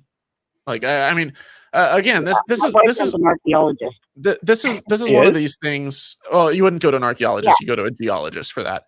But where I would caution you, because I see a lot of times people they'll start with one thing where they're like, I saw this thing or I experienced this thing, and it's unidentified. And then they'll start looking for any kind of circumstantial evidence around it. They're like, oh, and it was a pretty remote area. And, the dirt is breaking down, so it's probably radiation. And it's like, that's not evidence. That's taking something that is circumstantial and trying to make it fit what you want to be true or what you want to believe. And exactly. So you have this hypothesis that this UFO was extraterrestrial, and then you're saying, oh, and it must be these other things all must be backing this up. And it's like, no, what you would do is you would go and you would take an expert who understands how rocks work and understands how they break down naturally and how they form, and actually go and examine the soil and see, like, is there actually any anomaly that isn't explained by a normal, or a better explanation that doesn't require assumptions, that doesn't require, Yeah. And if that's not the case, and you're like, oh, wow, there's all of these crazy anomalies and all this insane stuff, it's like, yeah, you can, at that point, you're like, what do we know? We know that there's crazy anomalies. You can't really say anything beyond that until you actually have something that is concrete evidence, empirical data that hey, look, here we have a spaceship, we have an alien, we have, video evidence that wasn't photoshopped or a hoax, or created in After Effects of them coming down and meeting the president, and it's filmed by news crews all over the world. And like, the level here of like the quality of the evidence is not the same as what we would expect if we had first contact, or if we had, you know, at least first contact that wasn't this covert operation. And if they're trying to make it a covert operation, but they're coming in as an entire armada and just flying around the rural United States, then that would be incredibly shocking to me. But do you see what I'm saying though, as far as like, be careful with saying that these other things that you don't necessarily have an expertise or understanding. And I'm not saying that I do either. I'm not a geologist, but like to then put that forth as speculative evidence is taking it a step too far. Oh yeah. It's conspiracy theory type of thinking. Yeah. And I'm not denying that you saw something. Again, this is kind of lighting a fire under me because I had a whole series on that I was in the works called, you know, things that people mistake for UFOs. And I have not gotten it off the ground, but going through that list, I mean, there were like 20, 30 things that I'm familiar with and aware of that are very easy to mistake for UFOs. And they're in varying sizes and varying, you know, speeds and shapes and things like that. But like, I think that until I release that series, obviously you can watch through it and be like, oh, hey, maybe 5 of the things on the list are potential things that could explain what I saw. But until I do that, then it's like, I'm literally just shotgunning stuff out. And I don't think that that's necessarily going to be very productive. What are, out of curiosity, No, what it's are not. some things that get mistaken for UFOs? Well, in the last call, I mentioned a few, you know, things like, you know, spy planes and the planet Venus, even like lenticular clouds and stuff. Sometimes people mistake ball lightning. You can have like actual lightning balls that kind of like hover and travel. I don't know how rare those are, but like they're not very common. I'm not an expert on those either, but there were people who jumped out of airplanes that were like skydiving above a city that had giant sparklers like shooting out lights, that they were skydiving into like a stadium, and people saw these lights like slowly circling around and coming down. Every time that SpaceX launches a spaceship into orbit, it'll like have these weird like patterns and lights, and people are like, whoa, it's a UFO. Blimps, often, especially at night, are mistaken for UFOs. Birds that will move in certain patterns will reflect city lights, and they'll show up and they'll glow. Wait, seriously? Yeah, and it depends again. And the other thing about this is the human eye is really bad at gauging size and distance, like abysmally bad at gauging size and distance. And so it's not a bash on any particular person, but there are things that we'll see that we assume is really, really far away because it's small, and it could be really close, or it could be really, really close and big, and we think that it's absolutely gigantic when actually it's really close to us. Like it's hard to gauge depth, especially at nighttime. So, and I mean, I could go on and on and on. Obviously, there's also hallucinations and drugs and things like that. There's misremembering and stuff that's all more of an error with like the human brain. But as far as actual physical things and phenomena that people see, the list is a mile long. Like I could go on and on and on this, and it wouldn't be an exhaustive list.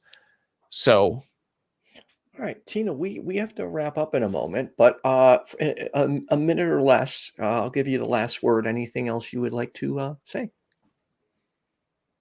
I don't. I just appreciate your you guys' talk show. It's like a different spin of what I normally do. I usually watch and listen to the things that go the other way. So I thought it was pretty cool. Well, I think it's really healthy to expose ourselves to the different sides and perspectives. And I do spend time watching and absorbing the content from the other side too, so that I understand what are the claims that are being put forth and why. Same. And I think now, if I want to understand why, because I also want to understand why are the other people who are, you know, more skeptical, what's their reasoning for not accepting it.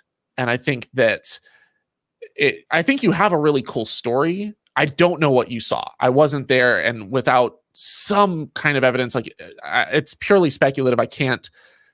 I'm not here to debunk you. I'm not here to say that you're wrong. I also believe that there's probably aliens out there somewhere in the universe. I have reasons to be skeptical that they visited us. And so when I hear your story, I'm like, wow, that's a really cool story. You may have seen something incredible. I don't know what it was. There's a lot of explanations for things that it could have been. Some of them may fit what you saw. Some of them may fit what you saw, but not fit what you remember. And again, if I don't know when you tuned in this call, that's not an insult on you. Like, human memory, it does change over time. It's not perfectly static. But yeah, no, it's fascinating though. I don't want to monopolize all the time by running my mouth, but fine. Tina, I appreciate you taking the time out of your day for waiting on hold and having an open mind and engaging in a friendly conversation. No problem. Thank you. Mm-hmm.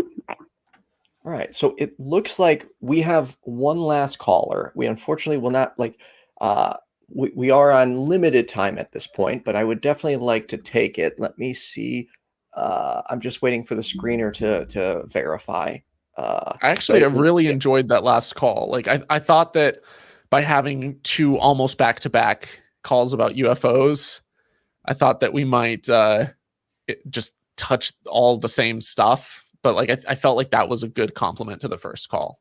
I agree, and she was very nice. And to your point about watching or paying attention to the other side, that is essentially how my mind changed.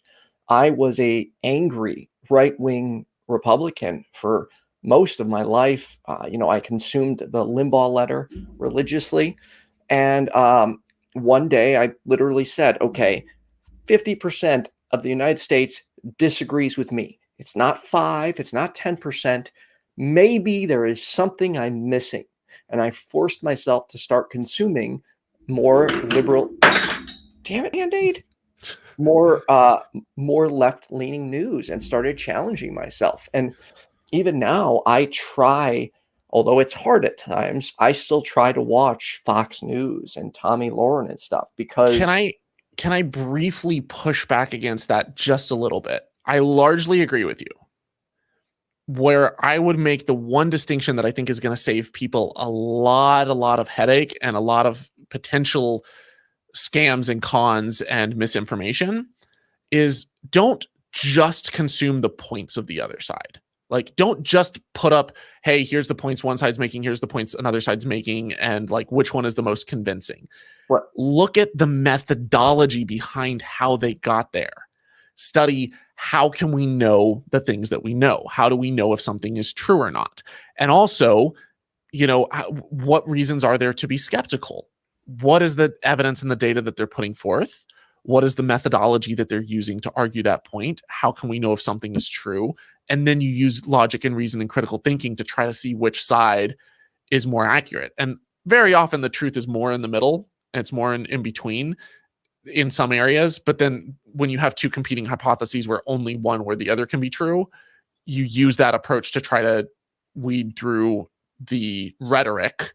And you're not just looking at who's more convincing, but how do we know what we know? Why do we know it? But that's been the whole point of my channel, is trying to show not just what we know, but why we know it. And that is really important. I mean, epistemology, I only learned what that was this year, and most people have absolutely no idea, what that is, and don't know how to ask those questions. I'm still learning how to explain how I know what I know, because there are times where I'm just like, I'll hear it in my head. I'll say, "Well, I just know," and I'm like, "Oh, don't say that. Don't say I just know." I'm not sure if this is Paveldi, but Fox doesn't present the other side. They distort the truth. They do, but here's the thing. A lot of people consume their media. So if I'm going to understand where these people are coming from, I find consuming it is important, which it can be very frustrating for me at times because of some of the arguments they use or how they portray people on the left.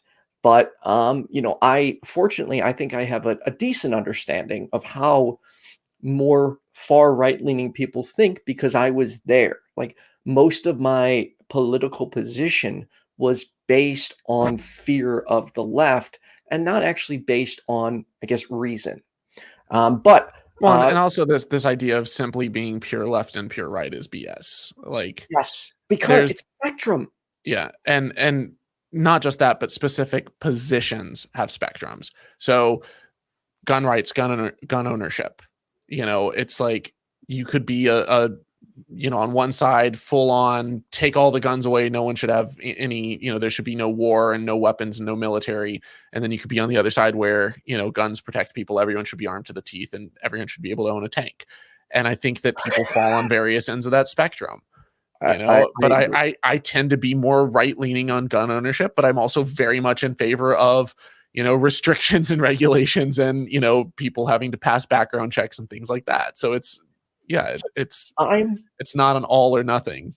I agree. But to an extent, I would say I don't know if it'd be more center or left, but I am not for just anybody over the age of 18 owning a gun. To me, there needs to be responsible gun ownership because, as I've said in the past, there's a lot of people who can't even literally hold a conversation on Facebook without flipping out.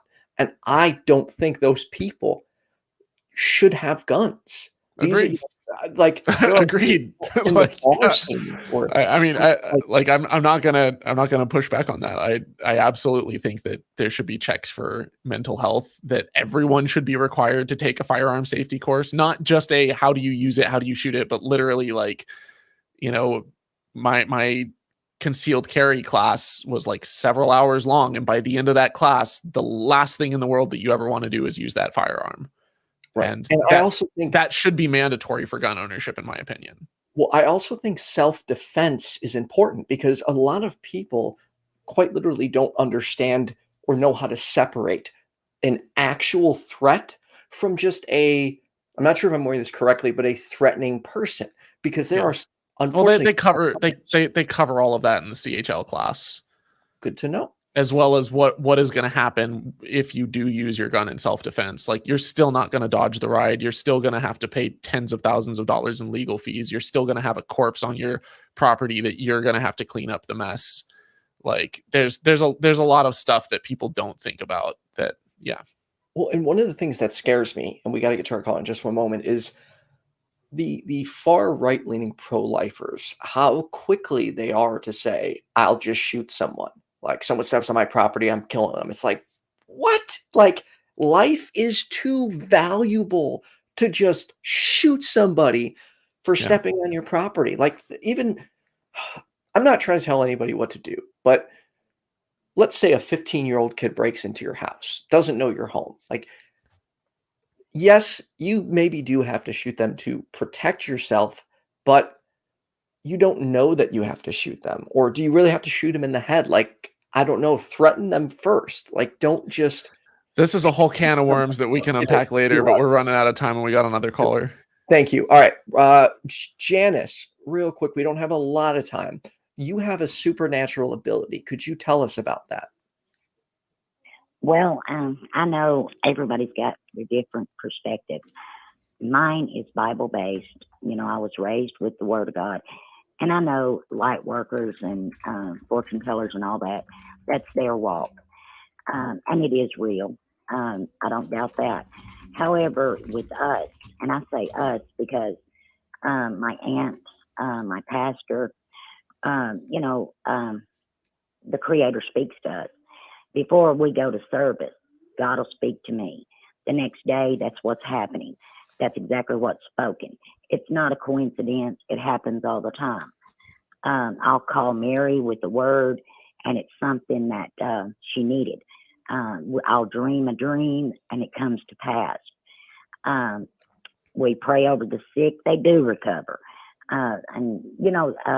Yes, I see demons. I see angels, and I know I'm okay with being labeled crazy, Not doing that. The gifts are real.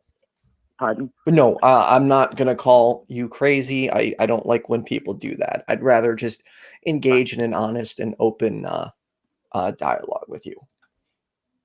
Yes. So if you could, though, tell us about one of your abilities. Okay. One of my abilities are If even like with my animals, they're drawn to me. But if they're sick, they're hurting, I can touch them. I feel the power come out of me, and the animal will recover. I mean, from, hurt leg, any of that. Same with people. A month ago, I had a terrible stomach ache. I couldn't figure out what was wrong with me. So this went on for 2 days. And my cousin texts me and tells me my aunt has a terrible stomach ache. Well, I began to pray about that, and I felt it leave. And the next morning, I called my aunt, and she's telling me that, she got up this morning and the stomach pain was gone. These things happen all the time.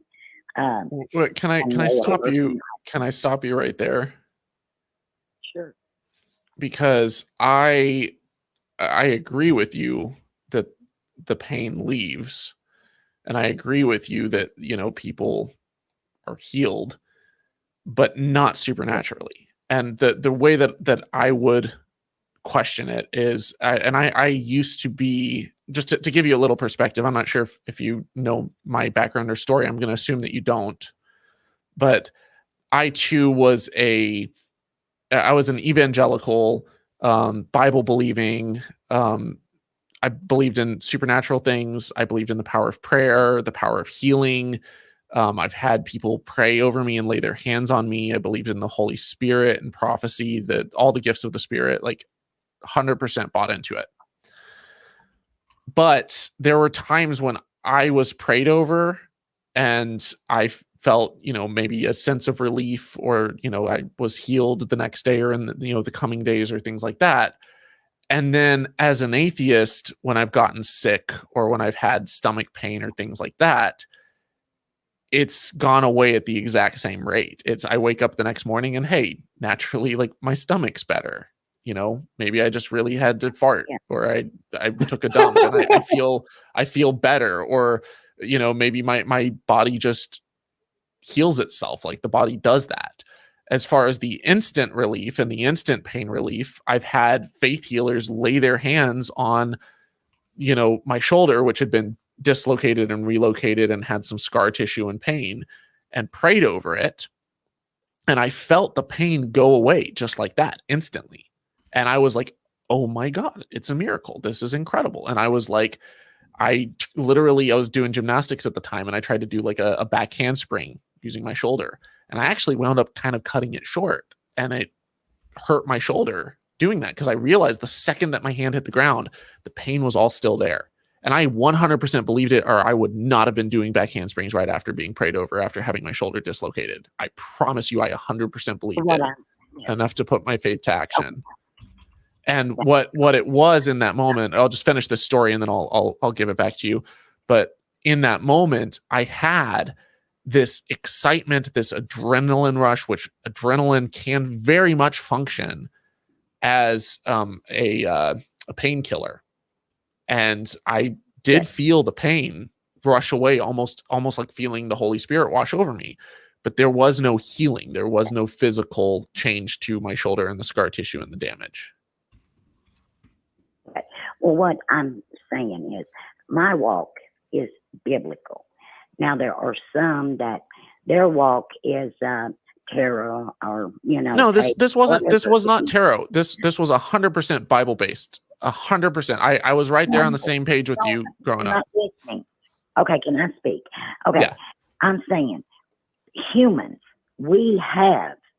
It doesn't matter if your walk is with God or your whatever you're calling your higher power. Okay, light workers. Humans have the ability to be telepathic. They have the ability to heal. This isn't isolated to just biblical. I'm saying that all people have the ability. Society has dumbed us down. Okay, if we get in touch with our inner self, all of us have these. It's not an isolated thing. But you're looking at society that has been dumbed down, has been blinded. I'm not special. I'm just awake. Everybody who wakes up, whether you're going to walk tarot, whether it's Bible, whether you just believe in yourself, we all have these abilities to be able to go out and touch a tree and feel the frequency. Pick up a rock. Pick up a rock and you hold it. May I ask you a question, Janice? Yeah. If you have this ability, what is currently stopping you from, for instance, like going into a hospital, into the cancer ward, or anywhere in the hospital and starting to heal people? Well, I've been isolated for a while. Now, not health-wise or anything else. Well, obviously COVID right now. No, it isn't even COVID. I used to. Well, no, I'm saying like they probably wouldn't let you just walk into a hospital if like people are sick with cancer just because of the pandemic. But before that, sorry. Oh, yeah. Okay, yeah, I did before that. We did the street. I'm here for the street, hedges and the byways. But the thing about it is, you have to ask somebody, can you pray for me? You can't just force you can't just force somebody. You know what I mean? You have to have permission and them be okay to it. But, there's boundaries. And I'm sent. I know I may get a thing saying, I want you to go over here to, say, McDonald's. I get over to McDonald's. I will automatically perceive that person and what they need. And I approach them and I'll ask them and they're open to it. And it may be a word. It may just various things. But I don't operate on my own. I just know. And it's like, let me see. You can't just, you don't operate on your own. I do hear the voice of God. I do hear, or the creator, whatever you want to call him. He orders me to do what I do. I can't just run out here and just do whatever I want, if that makes any sense. So, when you say you hear God, are you saying you actually hear a voice? Not always. I have in the past. It just is. Can you give us spirit, and I hear it. Can you give us an example of a time in the past when you heard an audible voice? Yes. I think I was around 23 when I heard the audible, and it was like a rushing mighty wind, but it was the voice in that. What did it say? I perceive it. What did it say? When somebody's going to die. I see the spirit of death. There's several of them, but I know. Wait, what did the voice say that you heard?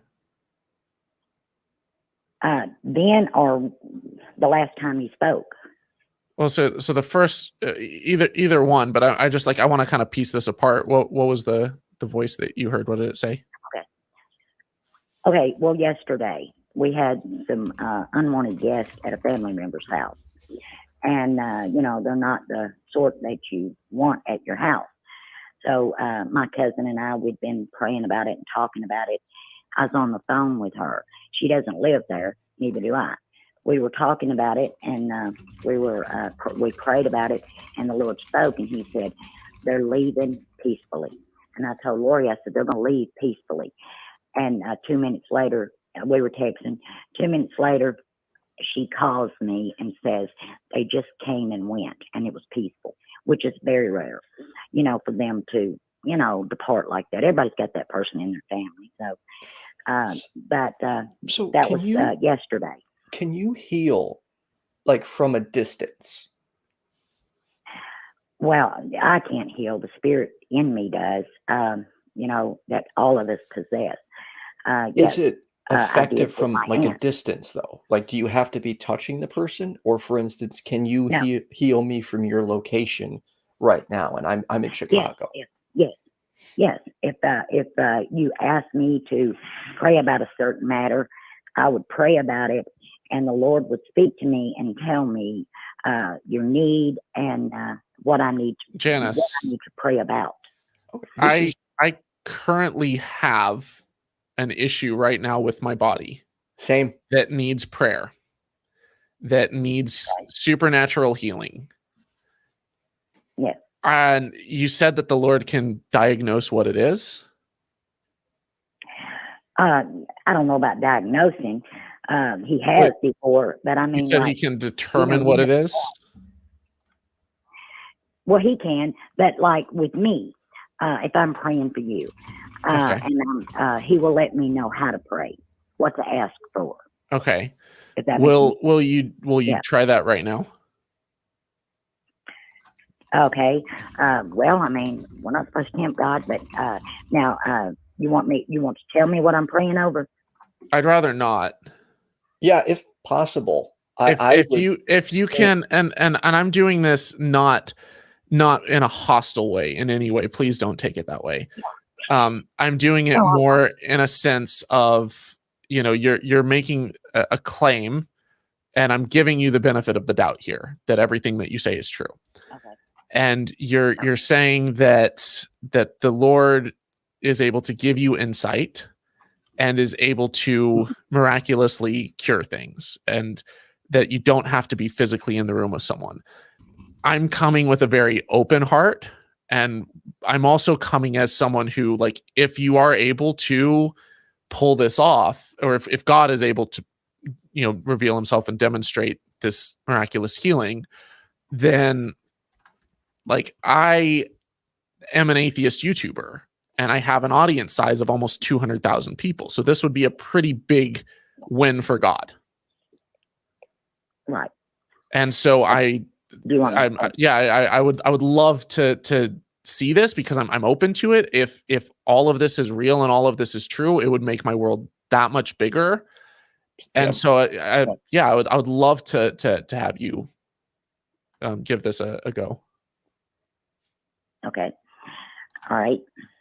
Lord, I ask you in the name of Jesus that you touch Kool-Aid from the top of his head to the soles of his feet.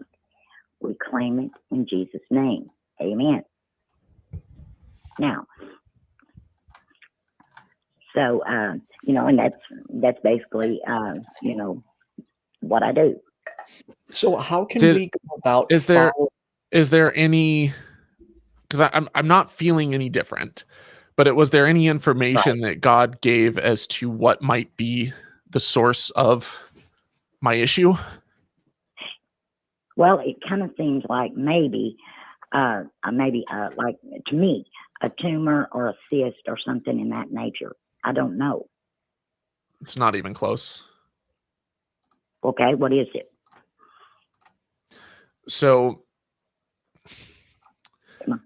I'm a little hesitant to reveal it, because I'm also going to use this as a way of testing psychics and energy healers in the area, because I think that I 110% disagree with you when you say that it's all real. I think it's all fake. I think it's all been tested. I think it can be, if it could be proven, it would have been by now. And every single time that it has been tested, the tests have come back negative.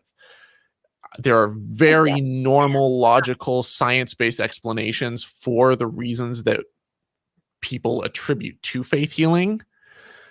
What the case, in my case, I had an accident at a skate park about a month ago. I smashed the entire side of my face. That's why I've been only using animated characters for the last month.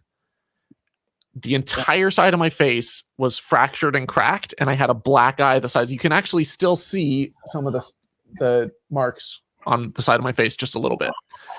And since that happened, it's been a month, and I have had nerve damage all over the side of my face. It's not a normal, typical thing that people would necessarily pray for, which is why it's perfect for testing this type of scenario.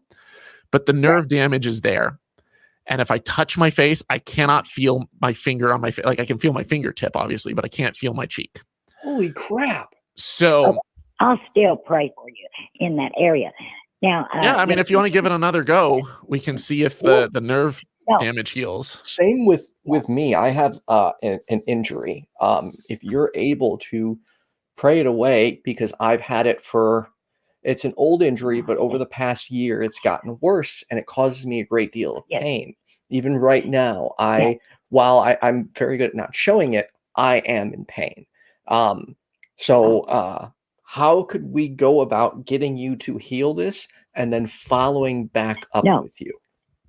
Yeah. Or sorry, Follow up is so important too, Right. because if you can get a actual hospital report before and after and have a follow up with that Yeah. person, then you're not just going out on the street finding strangers, praying over them, and in the Yeah. rush of adrenaline their pain dissipates, and then you see them throw away their crutches or something, and then, which even when you have like a fractured foot, you can still hobble around on it even without crutches. It's just bad. It's unhealthy to do.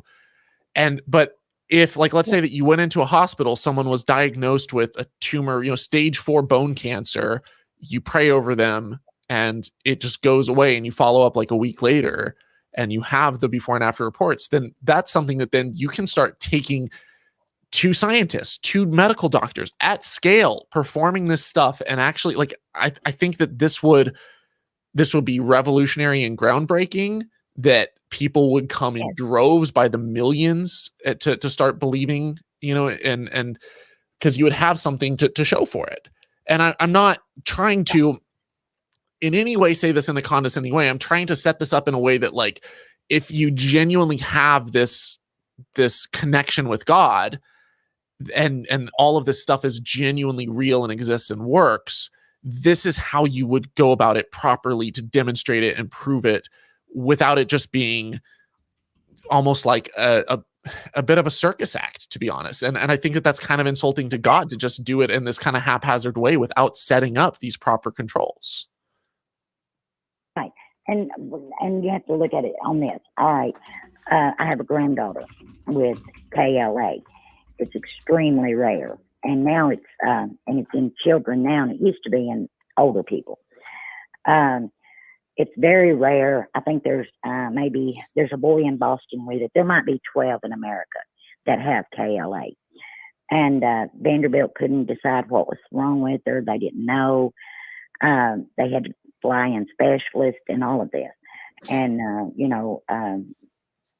there's documents of it. Okay, there's no cure.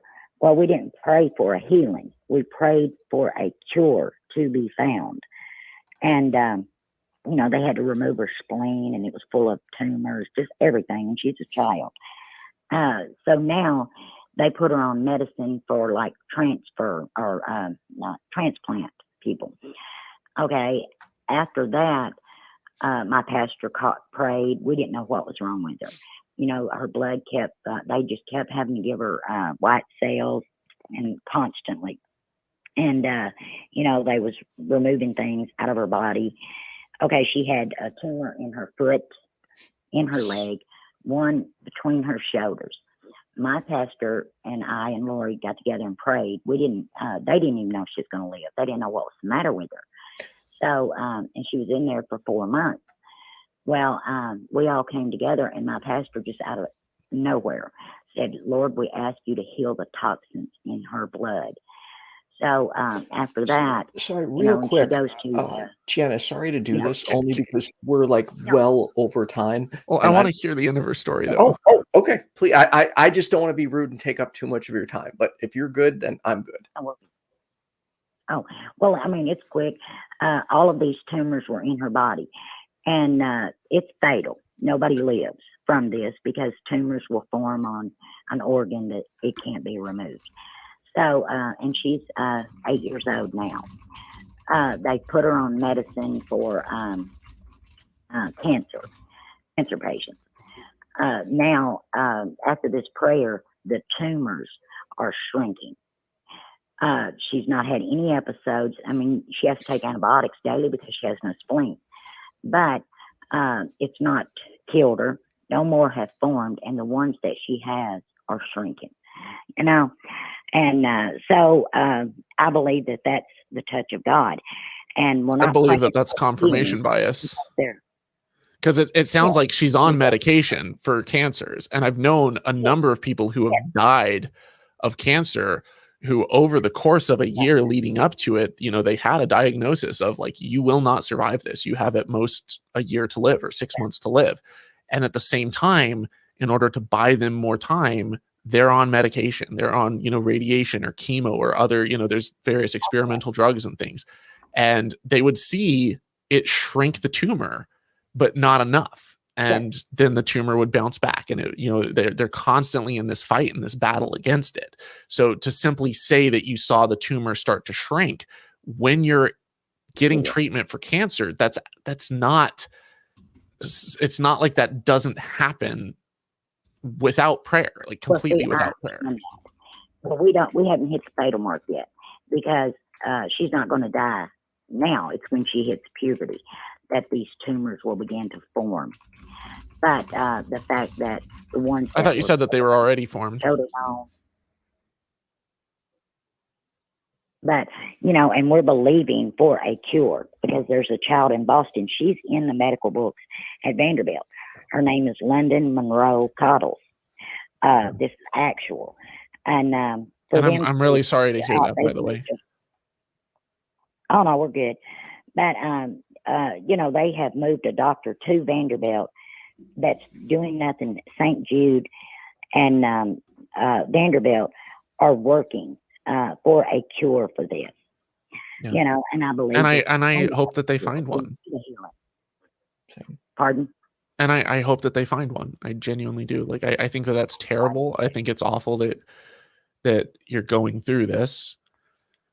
And I would not credit God for the healing. Like, and why does God get the credit for the hard work and the research and the medicine of the doctors, but doesn't get the credit for the pain and the tumor and the suffering? Like, I as an atheist, I feel like I have a better position on that, where I'm like, well, I don't believe that there is a God. And so it's like, yes, there is suffering in this world, because Mother Nature there's a lot of things around us that we're fighting to survive. And we work together, and we come together as humanity to push back against that through things like medical research. And I think it's a better explanation. But obviously we have a different worldview there. But even if we're in a simulation, and we are a computer simulation, there's still a creator. Well, I don't believe that was the last caller. I don't believe that we're living in a computer simulation. Same. I don't either, but that's I'm talking about from different. We don't really know. Yeah, no, it's fun to think about. There's no facts; it's theory. Yeah, and I don't believe we're in a computer simulation either. But we can't rule that out. We have to be open. But I believe that each human has the same abilities. It doesn't matter, if you're drawing from the universe, if you're doing tarot, if you're pagan, and we all have these abilities, is what I'm trying to say. I think that society dumbs us down. However, it's within each one of us to be able to, I perceive things that are going to happen. I dream of things that are going to happen. Yes, I do see the spirit realm. I'll know before someone dies. And I can tell you this, my counselor, I told him that my aunt was going to die because my mother had dreamed it. But you told me that you thought that I had a tumor or a cyst. Yeah, I said, could it be a tumor or a cyst? Yeah, but see that there's no way. I feel like that's dodging a huge miss. Like you're saying that you can see all of these things, and then you're like, well, it could be, and you're hedging. I said, is it? How? Okay. I said, is it? How? But do you do that? Do you do that with them too, where you say like, could it be that you have this? And if they say no, then you just like, oh, you discard that. But if they say yes, then you're like, oh, I knew it. No, that strikes me as huge confirmation bias, because you just got a big mess. No, I get this is how I operate. I get the feeling to pray for somebody, even like you.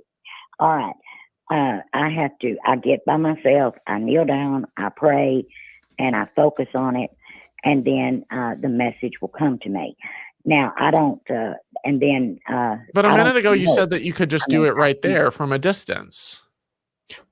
I could pray for you. I'll still pray for you when I get off from here, but I'll lift you up. You're shifting the goalpost, though. You're changing the parameters that are necessary to find it out. No. You said, do I have to touch somebody to pray for them? Okay, sometimes it's instant, sometimes it's, it takes time. It's various, but I know this. I do dream of people before I meet them. Not everybody, but some people. I can perceive, I can feel what they're feeling. So real quick, Janice, you're kind of throwing a lot out here and going several different directions. So we do have to try and just stay as close to on topic as possible and wrap up in just a moment. But how reliable would you say your methodology, or how reliable are your results? Well, like if you had to put a percent on it. When God, yes, if God will speak to me and tell me something, it's 100% it comes to pass. Okay, so God wasn't speaking to you when you were praying over me. No, I just prayed for you. Yeah, and like with Lori, I was having a conversation and he spoke during the conversation. When I pray or I'm meditating, or whatever, he'll give me messages on things that I'm praying over.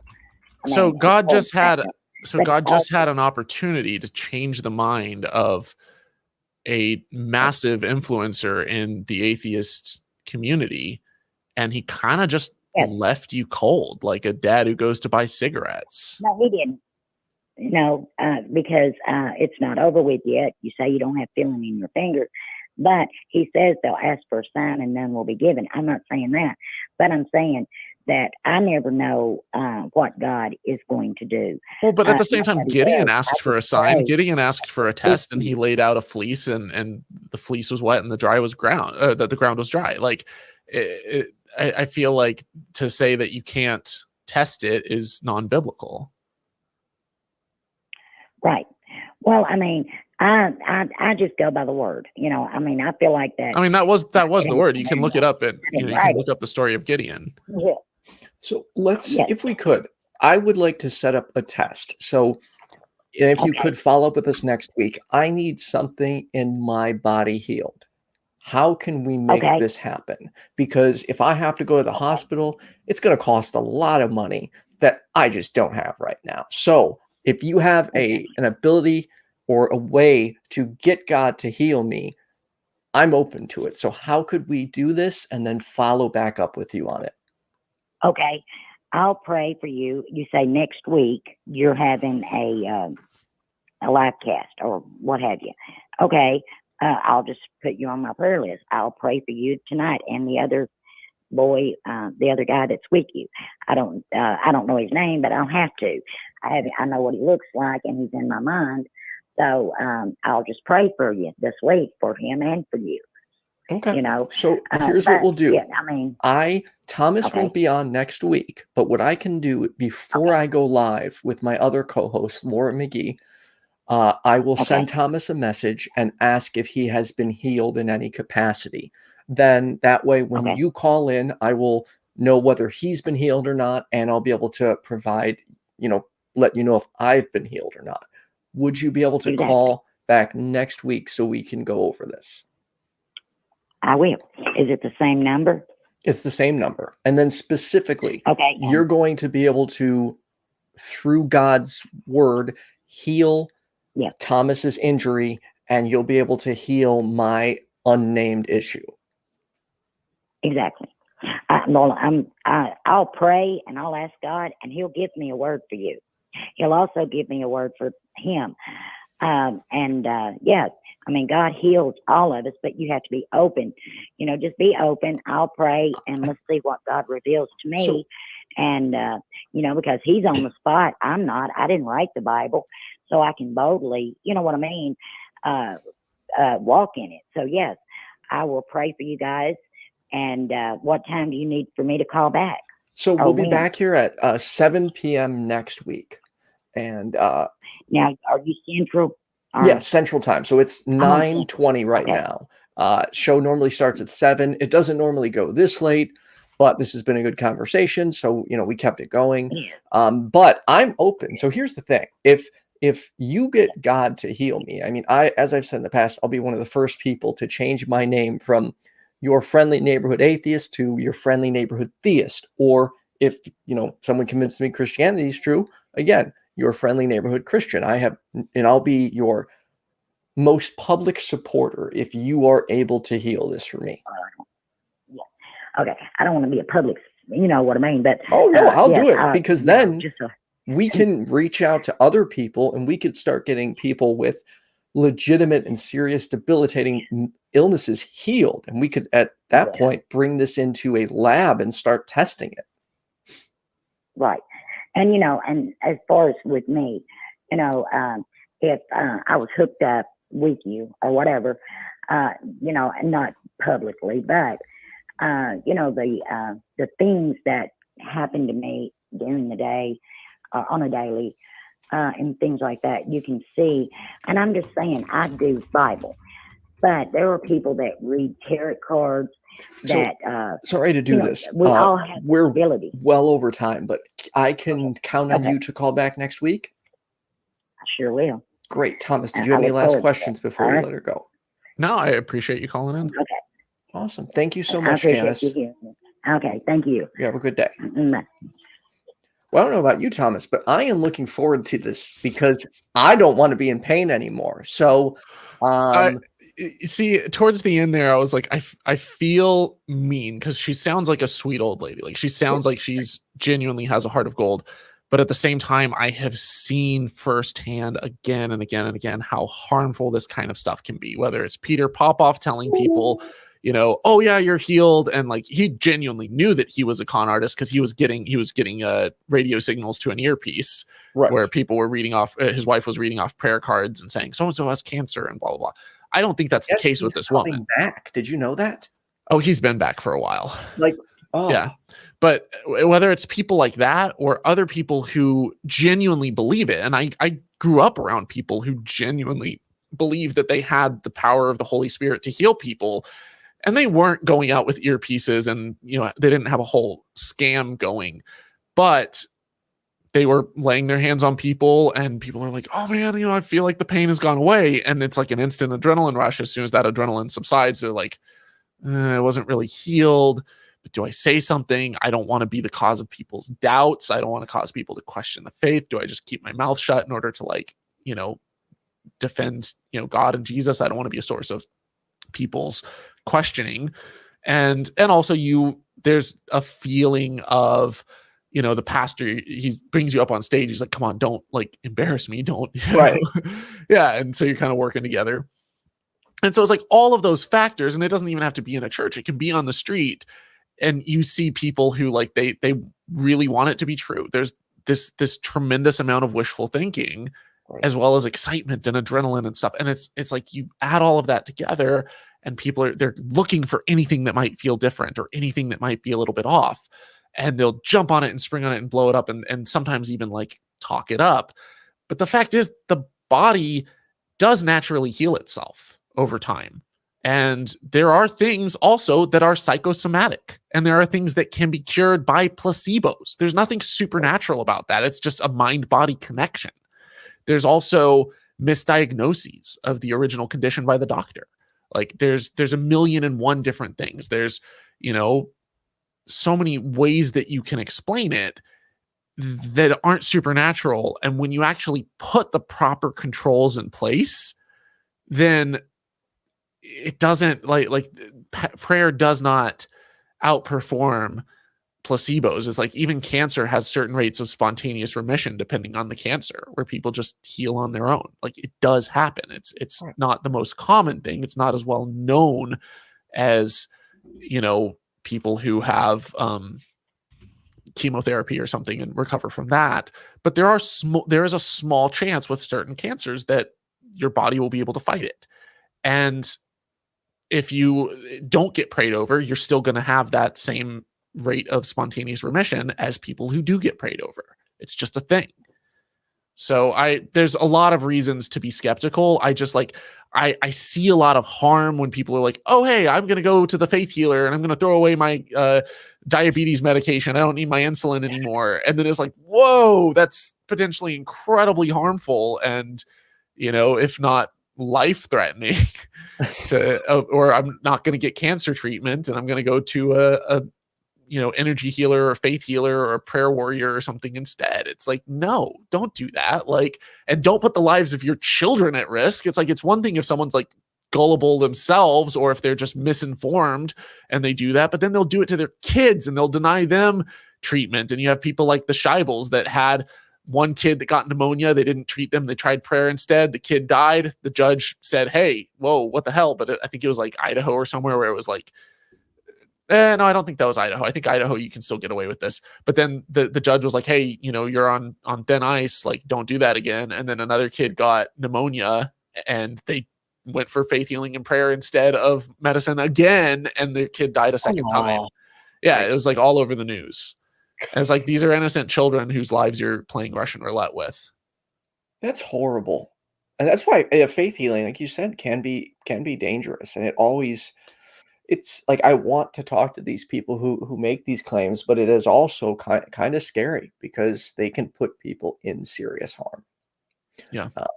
Anyways, we got to wrap up. Holy Kool-Aid, what do you got going on? Well, you can find my work at youtube.com/Holy Kool-Aid. That's kind of been the main thing that I've just been chugging away at, is making more videos. Short, laser focused, exploring how we know how the world works. There's a wide variety of topics, but yeah, because I get bored. I'm super ADD. I'll bounce from one topic to the other. I would have never guessed that, man. You're so in depth with your videos. Like, I can barely I can't focus on much. Like, I'm all over the place. Yeah. Anyways, so we'll be back here next Tuesday with Laura McGee. Then every Thursday, I have a show with Hannah Vaughn on dating, relationships, and sex. And then Sundays, I have a mental health podcast with none other than Jenna Belk. And then, yes, I did, just to address the comments, humble brag, I did get to interview Sean Schemmel, the voice of Goku from Dragon Ball Z. It was the absolute coolest thing on the planet. There was a lot of woo involved, fair warning, but I was kind of geeked out the whole time. Were there over 9,000 viewers? Not yet, but that will be nice when it does get over 9,000 viewers. Nice. Yeah, it was a jam-packed 3-hour-long interview. Totally wasn't expecting that. Anyways, Thomas, I got to thank my patrons. Crap, I almost forgot that. Thank you to my top tier patrons. If you, Cindy PLAZA, Kenneth Leonard, Kathy Letto, JumpandShoot, Oz, Secular Rarity, Chianti and Fava Beans, Philip Leitch, Kaitlyn Beyond, Toast, Richard Gilliver, Sunset Sarge. All of you are awesome. I appreciate your patronage. And if you want to become a patron, consider signing up for as low as $1 a month. Thomas, thank you so much for doing this. Absolutely. And I hope Thanks everyone in the audience, thanks for tuning in and sticking with us the whole time.